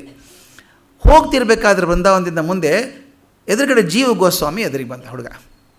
ಅವತ್ತು ಬಂದ. ಎಲ್ಲಿ ಹೋಗಿದ್ರಿ ಪಂಡಿತರು ಅಂತ ಕೇಳಿದ. ಬೃಂದಾವನಕ್ಕೆ ಹೋಗಿದ್ದೆ. ನೀವೆಲ್ಲಿಯವರು? ನಾನು ಕಾಶಿಯಿಂದ ಬಂದೆ. ಏನು ವಿಚಾರ? ಕಾಶಿಯಿಂದ ಬಂದವನು ಬೃಂದಾವನಕ್ಕೆ ಹೋದೆ. ಅಲ್ಲಿ ಎಲ್ಲ ಪಂಡಿತರನ್ನು ಕೇಳಿದೆ, ನಾನು ಯಾರಾದ್ರು ಎದುರಿಸೋರು ಇದ್ದಾರೆ ಪಂಡಿತರು ನಿಮ್ಮಲ್ಲಿ ಅಂದರು. ಯಾರೊಬ್ಬರು ಸಂತಾನ ಗೋಸ್ವಾಮಿ ಅಂತ ಹೇಳಿದರು. ಇವನು ನಮ್ಮ ಸೋದರ ಮಾವ. ಹೌದು, ಅವ್ರನ್ನ ಭೇಟಿಯಾಗಿದ್ದೆ. ಅವರು ನನ್ನ ಹತ್ರ ಚೌಕಾಶಿ ಮಾಡೋಕ್ಕೆ ಆಗೋಲ್ಲ, ನನಗೆ ಜ್ಞಾನ ಇಲ್ಲ ನನಗೆ ಅಂದರು. ಜಯಪತ್ರ ಕೊಟ್ಬಿಟ್ರು. ಆ ಹುಡುಗನ ಗಾಬರಿ. ನಾನು ಸೋದರ ಮಾವ ಎಂಥ ಪ್ರಕಾಂಡ ಪಂಡಿತರು, ಇವ್ನು ಹೆಂಗೆ ಇವ್ನಿಗೆ ಹೆಂಗೆ ಸೋತರು ಅವರು. ಆ ಹುಡುಗ ಇದ್ದಂತೆ, ನೋಡಿ ಸ್ವಾಮಿ, ಅವ್ರ ಶಿಷ್ಯ ನಾನು, ಸಂತಾನ ಗೋಸ್ವಾಮಿ ಅವ್ರ ಶಿಷ್ಯ. ಅಳಿಯ ಹೌದು, ಶಿಷ್ಯ ಇದ್ದೀನಿ. ನನ್ನ ಸೋಲಿಸ್ಬಿಡಿ ಈಗ ನೀವು, ನಾನು ಕೂತ್ಕೋತೀನಿ ನಿಮ್ಮ ಜೊತೆಗೆ. ನಾನು ಸೋಲಿಸಿದರೆ ಅವ್ರ ಜಯಪತ್ರ ಸರಿ, ಇದ್ರೆ ಆ ಜಯಪತ್ರ ನೀವು ಬರ್ಕೊಡ್ಬೇಕು, ನಾನು ಬರ್ಕೊಡ್ಬೇಕು ಅಂತ. ಆಗಲಿ ಅಂದರು. ನಿನ್ನ ಮಾವನೇ ಸೋಲಿಸಿದ ನಿಂದೇನು ಅಂತ ಕೂತ್ಕೊಂಡ್ರಂತೆ. ಚರ್ಚೆ ಆಯಿತು. 3 ದಿವಸ ಮಾಡೋದ್ರೊಳಗೆ ಆ ಕಾಶಿ ಪಂಡಿತ ಪೂರ್ತಿ ಸೋತೋದ. ಜೀವ ಪಂಡಿತ ಗೆದ್ದುಬಿಟ್ರು. ಜೀವ ಗೋಸ್ವಾಮಿ ಗೆದ್ದರು. ಗೆದ್ದ ತಕ್ಷಣ ಮುಖಭಂಗ ಆಯ್ತಲ್ಲ. ಆತ ತಾನು ಗೆದ್ದಂಥ ಜಯಪತ್ರ, ಅದೆಲ್ಲ ಸಿಸ್ಟಮ್ ಅದೊಂಥರ. ಈಗ ಹಂಗೆಲ್ಲ ಬಿಟ್ಬಿಟ್ಟಿದ್ದಾರೆ. ಈಗ ಆ ಹಿಂದಿಂದೆಲ್ಲ ಜಯಪತ್ರ ಇವ್ರಿಗೆ ಕೊಡೋದು, ಅದನ್ನು ಲಗೇಜ್ ಹೊತ್ಕೊಂಡು ಇವ್ರು ಹೋಗ್ಬೇಕು ಮುಂದೆ, ಹೀಗೆಲ್ಲ ಇರ್ತಿತ್ತು. ಆತ ಎಲ್ಲ ಕೊಟ್ಟ, ತಾನು ಗೆದ್ದದ್ದೇನೆಲ್ಲ. ಈತ ಏನು ಮಾಡ್ದ ಅಂತ ಜೀವ ಗೋಸ್ವಾಮಿ ತನ್ನ ಚೀಲದಲ್ಲಿ ಹಾಕ್ಕೊಂಡು ಸೋದರ ಮಾವ ಕೊಟ್ಟ ಜಯಪತ್ರ ಇತ್ತಲ್ಲ ಅದನ್ನು ಇಟ್ಕೊಂಡು ಸೀದಾ ಮತ್ತು ಸೋದರ ಮಾವನ ಕಡೆ ಬಂದು ಸೋದರ ಮಾವ ನಮಸ್ಕಾರ ಮಾಡಿ, ಏನು ಮಾವ ಹಿಂಗೆ ಮಾಡಿಬಿಟ್ಟೆ ನೀನು? ಆ ಕಾಶಿ ಪಂಡಿತನಿಗೆ ಏನೂ ಬರಲ್ಲ, ಅವನು ಸುಮ್ಮನೆ ನಾಟಕ ಮಾಡ್ತಾನೆ. ನೀವು ಅವ್ನು ಜಯಪತ್ರ ಬರ್ಕೊಟ್ರಂತೆ, ತಪ್ಪಲ್ವೇ? ನಾನು ಸೋಲಿಸಿ ಬಂದೆ ಅವನು ಜಯಪತ್ರ ಬರ್ಸ್ಕೊಂಬಂದಿದ್ದೀನಿ ನೋಡಿ ನಿಮಗೋಸ್ಕರ ಅಂತ ಕೊಟ್ಟಂತೆ. ಕೊಟ್ಟ ತಕ್ಷಣ ಆ ಸಂತಾನ ಗೋಸ್ವಾಮಿ ಏನು ಮಾಡಿದರು ಅನ್ನೋದು ಭಾಳ ಮುಖ್ಯ. ಸರಸರ ಒಂದು ಚೀಲದಲ್ಲಿ ತಮ್ಮ ಬಟ್ಟೆ ಹಾಕ್ಕೊಂಡ್ರಂತೆ, 2 ಬಟ್ಟೆ. ಆಯ್ತಪ್ಪ, ನಾನು ಮನೆ ಬಿಟ್ಟು ಹೋಗ್ತೀನಿ, ನನ್ನ ಮನೆ ಇರೋ ಶಕ್ತಿ ನನಗಾಗಲ್ಲ, ಈ ಊರಲ್ಲಿ ಇರಲ್ಲ ಅಂದ್ರಂತೆ. ಯಾಕೆ, ಏನಾಯಿತು ಅಂತ ಕೇಳಿದ. ನೀನು ತಪ್ಪು ಮಾಡಿದ್ದಪ್ಪ, ನಿನಗೆ ವಿದ್ಯೆ ಕೊಟ್ಟು ನೀನು ವಿದ್ಯೆ ಕಲಿಸ್ಬಿಟ್ನಲ್ಲ, ತಪ್ಪಾಯಿತು. ಆದ್ದರಿಂದ ಈ ಮನೇಲಿ ನಾನು ಇರಲ್ಲ, ಹೋಗ್ತೀನಿ ಅಂತ. ಏನಾಯ್ತು, ನನ್ನ ತಪ್ಪಾಯ್ತಾ ಅಂತ. ಹೌದಪ್ಪ, ನಿನಗೆ ವಿದ್ಯೆ ಕಲಿಸಿದೆ, ವಿನಯ ಕಲಿಸ್ಲಿಕ್ಕೆ ಆಗಲಿಲ್ಲ ನಿನಗೆ. ನಾನು ವಿನಯ ಕಲಿಸ್ಲಿಕ್ಕೆ ಆಗಲಿಲ್ಲ, ಅದಕ್ಕೆ ನಾನು ಸೋತೆ, ಅದರಿಂದ ಇರೋಲ್ಲ, ನಮ್ಮ ಮನೆಯಿಂದ ಹೋಗ್ತೀನಿ. ಅದರಲ್ಲಿ ಏನು ತಪ್ಪು ಅಂತ ಕೇಳ್ದ. ಆತ ಠೇಂಕಾರದಿಂದ ತೋರ್ಸಕ್ಕೆ ಬಂದ. ನಾನು ಏನು ಮಾಡಿದೆ ಅಂತ ಕೇಳಿದ್ರು. ಅಳಿಯನಿಗೆ ಏನು ಮಾಡಿದೆ ನೀನು? ನನಗೂ ಬರುತ್ತೆ ಅಂತ ತೋರಿಸಿದೆ ತಾನೇ. ನೀನು ಕಲಿಸಿದ್ದು ಪ್ರದರ್ಶನ ವಸ್ತು ಅಲ್ಲಪ್ಪ, ಅದು ನಿನ್ನ ಜೀವನ ಬದಲಾಯಿಸಬೇಕು ಅಂತ ಮಾಡಿದ್ದು ನಾನು. ಆತ ನನಗೆ ಕೇಳ್ದ, ನಾನು ಸೋಲಿಸ್ತೀಯಾ ಅಂತ ಕೇಳ್ದ. ಅವನು ಸೋಲಿಸಿದ್ರೆ ನನಗೆ ಬರೋದು ಏನಿದೆ? ನಾನು ಗೆದ್ದರೆ ನನಗೆ ಸಿಗೋದು ಏನಿದೆ? ನಾನು ಗೆಲ್ಲಬೇಕು ಸೋಲ್ಬೇಕು ಅಂತ ಓದಿದ್ದಲ್ಲ, ಇದು ನೌಕರಿಗೋಸ್ಕರ ಓದಿದ ವಿದ್ಯೆ ಅಲ್ಲ, ನನ್ನ ತೃಪ್ತಿಗೋಸ್ಕರ, ನನ್ನ ಅಧ್ಯಾತ್ಮ ಸಾಧನೆಗೋಸ್ಕರ ಓದ್ಕೊಂಡದ್ದು. ಆದ್ದರಿಂದ ಆತ ಕೇಳಿದ್ರೆ ಇನ್ನೂ 10 ಪತ್ರ ಬರ್ಕೊಡ್ತಿದ್ದೆ ನಾನು, ನನಗೇನು ನಷ್ಟ ಇಲ್ಲ. ಆದರೆ ನೀನು ನನ್ನ ಶಿಷ್ಯ ಆಗಿ ನನಗೆ ಗೊತ್ತು ಅಂತ ಅಹಂಕಾರ ಇಟ್ಕೊಂಡಿದೆಯಲ್ಲ, ಆದ್ದರಿಂದ ನಿನ್ನ ಜೊತೆಗಿರೋ ಕಷ್ಟ ನಾನು ಅಂತ. ಆತ ಆ ಪತ್ರ ಎಲ್ಲ ಪತ್ರ ಹರಿದು ಹಾಕಿ ಕೂತ್ಕೊಂಡಂತ, ಇನ್ಮೇಲೆ ಯಾರೂ ಪತ್ರ ಹೋಗಲ್ಲ ನಾನು ಅಂತ. ಇದನ್ನು ಎಷ್ಟು ಚೆಂದ ನೋಡಿ. ಯಾವಾಗ ನಾನು ನನ್ನದು ಅಂತ ಇರುತ್ತೋ ಅಲ್ಲಿವರೆಗೂ ಪ್ರಯತ್ನ, ಅಲ್ಲಿವರೆಗೂ ನಾನು ಏನೂ ಮಾಡೋಕ್ಕಾಗಲ್ಲ. ನಿರ್ಮಮತೆ, ಅದು ಹೇಳುವಾಗ ನಿರ್ಮಮತೆಗೇರಿ ಕರ್ಮಾತೀತನಪ್ಪೆ. ಒಂದು ಸಲ ನಿರ್ಮಮತೆಯಾಗಿ ಮೇಲೆ ಕರ್ಮವನ್ನು ದಾಟಿ ಮೇಲೆ ಹೋದಾಗ ಬ್ರಹ್ಮಪದ ಹತ್ತಿರ ಬರುತ್ತೆ. ಅದರಿಂದ ಧರ್ಮಗಳ ನಿಯಮ ನಿರ್ಮಾಲ್ಯವಾಗು. ನಿರ್ಮಾಲ್ಯ ಅಂದರೆ ಪೂಜೆ ಮಾಡಿ ತೆಗೆದಿರ್ತೀವಲ್ಲ, ಮುಗೀತು, ಪೂಜೆ ಆದಮೇಲೆ ತೆಗೆದು ಹಾಕ್ಬಿಡೋದು, ದಂಡೆಗೆ ಗಿಡಕ್ಕೆ ಹಾಕ್ಬಿಡೋದು. ಅದನ್ನೆಲ್ಲ ಅಂದರೆ ಪ್ರಯೋಜನ ಇಲ್ಲದದ್ದು, ತ್ಯಾಗ ಮಾಡಿದಂಥದ್ದು. ಧರ್ಮಗಳ ನಿಮಗೆ ನಿಯಮ ಕೂಡ ನಿರ್ಮಾಲ್ಯ ಆಗಿ ಹೋಗ್ತದೆ. ಆದ್ದರಿಂದ ಆ ನಿಯಮಗಳನ್ನು ದಾಟಿ ಹೋಗ್ತೀಯ. ಅದಕ್ಕೆ ಅರ್ಜುನನ ಕೃಷ್ಣ ಹೇಳುವಂಥದ್ದು, ಈ 3 ಕಲಿಯಪ್ಪ ಮಹಾರಾಯ ನೀನು, ಸಮತೆ, ಸಂಯಮ ಮತ್ತು ಶಮ. ಈ 3 ಕಲಿತಾಗ ವಿನಯ ಬರ್ತದೆ. ಆಗ ನಿನಗೆ ಧರ್ಮಗಳನ್ನು ದಾಟಿ ಮೇಲೆ ಹೋಗ್ತೀಯ. ಆದ್ದರಿಂದ ನನ್ನ ದರ್ಶನ ಆಗೋಕ್ಕೆ ಸಾಧ್ಯ ಇದೆ. ಈ ಧರ್ಮಗಳ ನಿಯಮವನ್ನು ದಾಟಿ ಹೋಗುವಂಥ ರೀತಿಯನ್ನು ತಿಳಿಸೋದು 8ನೇ ಅಧ್ಯಾಯದ ಸಾರ. 9ನೇ ಅಧ್ಯಾಯದ ಒಂದು ಮಾತು ಹೇಳಿ ನಿಲ್ಲಿಸ್ಬಿಡ್ತೇನೆ ಅಷ್ಟೇ, ಯಾಕಂದರೆ ಆ ಟೈಮಿಗೆ ಕರೆಕ್ಟ್ ಆಗುತ್ತೆ. ರಾಜವಿದ್ಯಾ ರಾಜಗುಹ್ಯ ಯೋಗ ಅಂತ ಒಂದು ಮಾತು, ಮುಂದಿನ ಅಧ್ಯಾಯ ಅದು. ಇದರಲ್ಲಿ ಬರುವಂಥದ್ದು ಆ 8 ಪ್ರಶ್ನೆಗಳಿಗೆ ಉತ್ತರ ಕೊಟ್ಟನಲ್ಲ ಕೃಷ್ಣ. ಈ ಎಲ್ಲದರ ಮೂಲ ವಸ್ತುವಾದಂಥ ಬ್ರಹ್ಮ ಮತ್ತು ಅದರ ಸೃಷ್ಟಿಯಾದಂಥ ಪ್ರಪಂಚ, ಇದರ ಸಂಬಂಧವನ್ನು ಹೇಳಬೇಕು. ಈ 9ನೇ ಅಧ್ಯಾಯದಲ್ಲಿ ಕೆಲವೊಂದು ವಸ್ತುಗಳು ಮೇಲೆ ಬರ್ತಾ ಇರ್ತವೆ ಭಗವದ್ಗೀತೆಯಲ್ಲಿ. ಕೆಲವು ಅಧ್ಯಾಯದಲ್ಲಿ ಬಂದಿದೆ, ಮುಂದಿನ ಅಧ್ಯಾಯದಲ್ಲೂ ಬರ್ತದೆ. ಈ ಮೂಲ ವಸ್ತುವಿಗೂ ಮತ್ತು ಪ್ರಪಂಚಕ್ಕೆ ಸಂಬಂಧ ಏನಿದೆ ಅದಕ್ಕೆ ಹೇಳ್ತಾನೆ. ಸುಮ್ಮನೆ ಸಾಮಾನ್ಯ ವಸ್ತು ಅಲ್ಲಪ್ಪ, ಇದು ಬಹಳ ವಿಶೇಷವಾದದ್ದು. ರಾಜವಿದ್ಯಾ ರಾಜಗುಹ್ಯ ಯೋಗ, ಇದು ಬಹಳ ಗುಹ್ಯವಾದದ್ದು, ರಹಸ್ಯವಾದದ್ದು. ನಿನಗೆ ಮಾತ್ರ ಹೇಳ್ತೀನಿ, ಎಲ್ಲರಿಗೂ ಹೇಳೋಕ್ಕೆ ಹೋಗಲ್ಲ ಅದನ್ನು. ಇದೊಂದು ವಿಷಯ ಹೇಳಬೇಕು ಯಾವಾಗಲೂ. ಯಾವ ವಿಷಯನ ಯಾರಿಗೆ ಹೇಳಬೇಕೋ ಅವ್ರಿಗೆ ಹೇಳಬೇಕು, ಅರ್ಹರಿಗೆ ಹೇಳಬೇಕು, ಅನರ್ಹರಾದರೆ ಹೇಳಬಾರ್ದು ಅಂತ. ಅನರ್ಹರಾದ ಕೈಯಲ್ಲಿ ಒಂದು ದೊಡ್ಡ ಆಯುಧ ಕೊಟ್ಟರೆ ಏನಾಗುತ್ತೆ? ಆಯುಧ ಜ್ಞಾನದ ಕೈಯಲ್ಲಿ ಆಯುಧ ಕೊಟ್ಟರೆ ಅನಾಹುತ ಆಗುತ್ತೆ. ಅದೇ ರೀತಿ ಅತ್ಯಂತ ಗುಹ್ಯವಾದಂಥ ಜ್ಞಾನವನ್ನು ಅವಿವೇಕಿಗಳಿಗೆ ಕೊಟ್ಟರೆ, ಹಿಂದಕ್ಕೊಂದು ಸಲ ಅಲ್ಲಮಪ್ರಭು ಮಾಡಿದಾಗೂ ಹೇಳಿದ್ದೆ ನಾನು ಅದನ್ನು. ಅಲ್ಲಮಪ್ರಭು ಮುಂಡಿಗೆಗಳು ಬರ್ತವೆ, ಅವನು ಬಹಳ ಗೂಢವಾದ ವಚನಗಳು. ನಮ್ಮ ಕನಕದಾಸರ ಮುಂಡಿಗೆಗಳು ಬರ್ತವೆ. ಮುಂಡಿಗೆಗಳನ್ನು ಯಾಕೆ ಹೇಳಿದರು? ಕಾರಣ ಇಷ್ಟೇ, ಕಷ್ಟಪಟ್ಟು ಒಡೆದು ಓದೋ ಶಕ್ತಿ ಇದ್ದರೆ ಒಡೆದು ಓದಲಿ, ಇಲ್ದವ್ರು ಸುಮ್ಮನೆ ಬಿಟ್ಟು ಬಿಡಲಿ, ಯಾಕೆ ತಲೆ ಕೆಡಿಸ್ಕೋಬೇಕಾದ? ಯಾರಿಗೆ ಮುಟ್ಟಬೇಕೋ ಅವ್ರಿಗೆ ಮುಟ್ಟಬೇಕು. ಆದ್ದರಿಂದ ಇಲ್ಲಿ ಕೂಡ ಅದೇ ರಾಜಗುಹ್ಯ ಯೋಗ ಅಂದಾಗ ಅವ್ನು ಹೇಳ್ತಾನೆ, ನೀನು ಅನಸೂಯನಾಗಿದ್ದೀಯಾ. ಈ ಮಾತು ಬಹಳ ತುಂಬ ಪ್ರಿಯವಾದಂಥ ಮಾತು. ಅರ್ಜುನ, ನೀನು ಅನಸೂಯನಾಗಿದ್ದೀಯಾ ಅಂತ. ಅಸೂಯ, ಮತ್ತೊಬ್ಬರ ಬಗ್ಗೆ ಅಸೂಯೆ ಕಳ್ಕೊಂಡಿದ್ದೀಯಾ ನೀನು. ಅಸೂಯೆ ಕಳ್ಕೊಂಡಿರೋದ್ರಿಂದ ನಿನ್ನ ಮನಸ್ಸು ನಿರ್ಮಲವಾಗಿರೋದ್ರಿಂದ ಈಗ ನೀನು ತಯಾರಾಗಿದ್ದೀಯ ಆ ವಿಷಯ ಹೇಳೋದಕ್ಕೆ. ಆ ರಾಜವಿದ್ಯೆ, ರಾಜಗುಹ್ಯ ಯೋಗವನ್ನು ನೀನು ಕಲಿಸ್ತೇನೆ ಅಂತ ಹೇಳ್ತಾನೆ. ಆ ವಿಷಯವನ್ನು ನಾಳೆ ಗಮನಿಸೋಣ. ನಮಸ್ಕಾರ.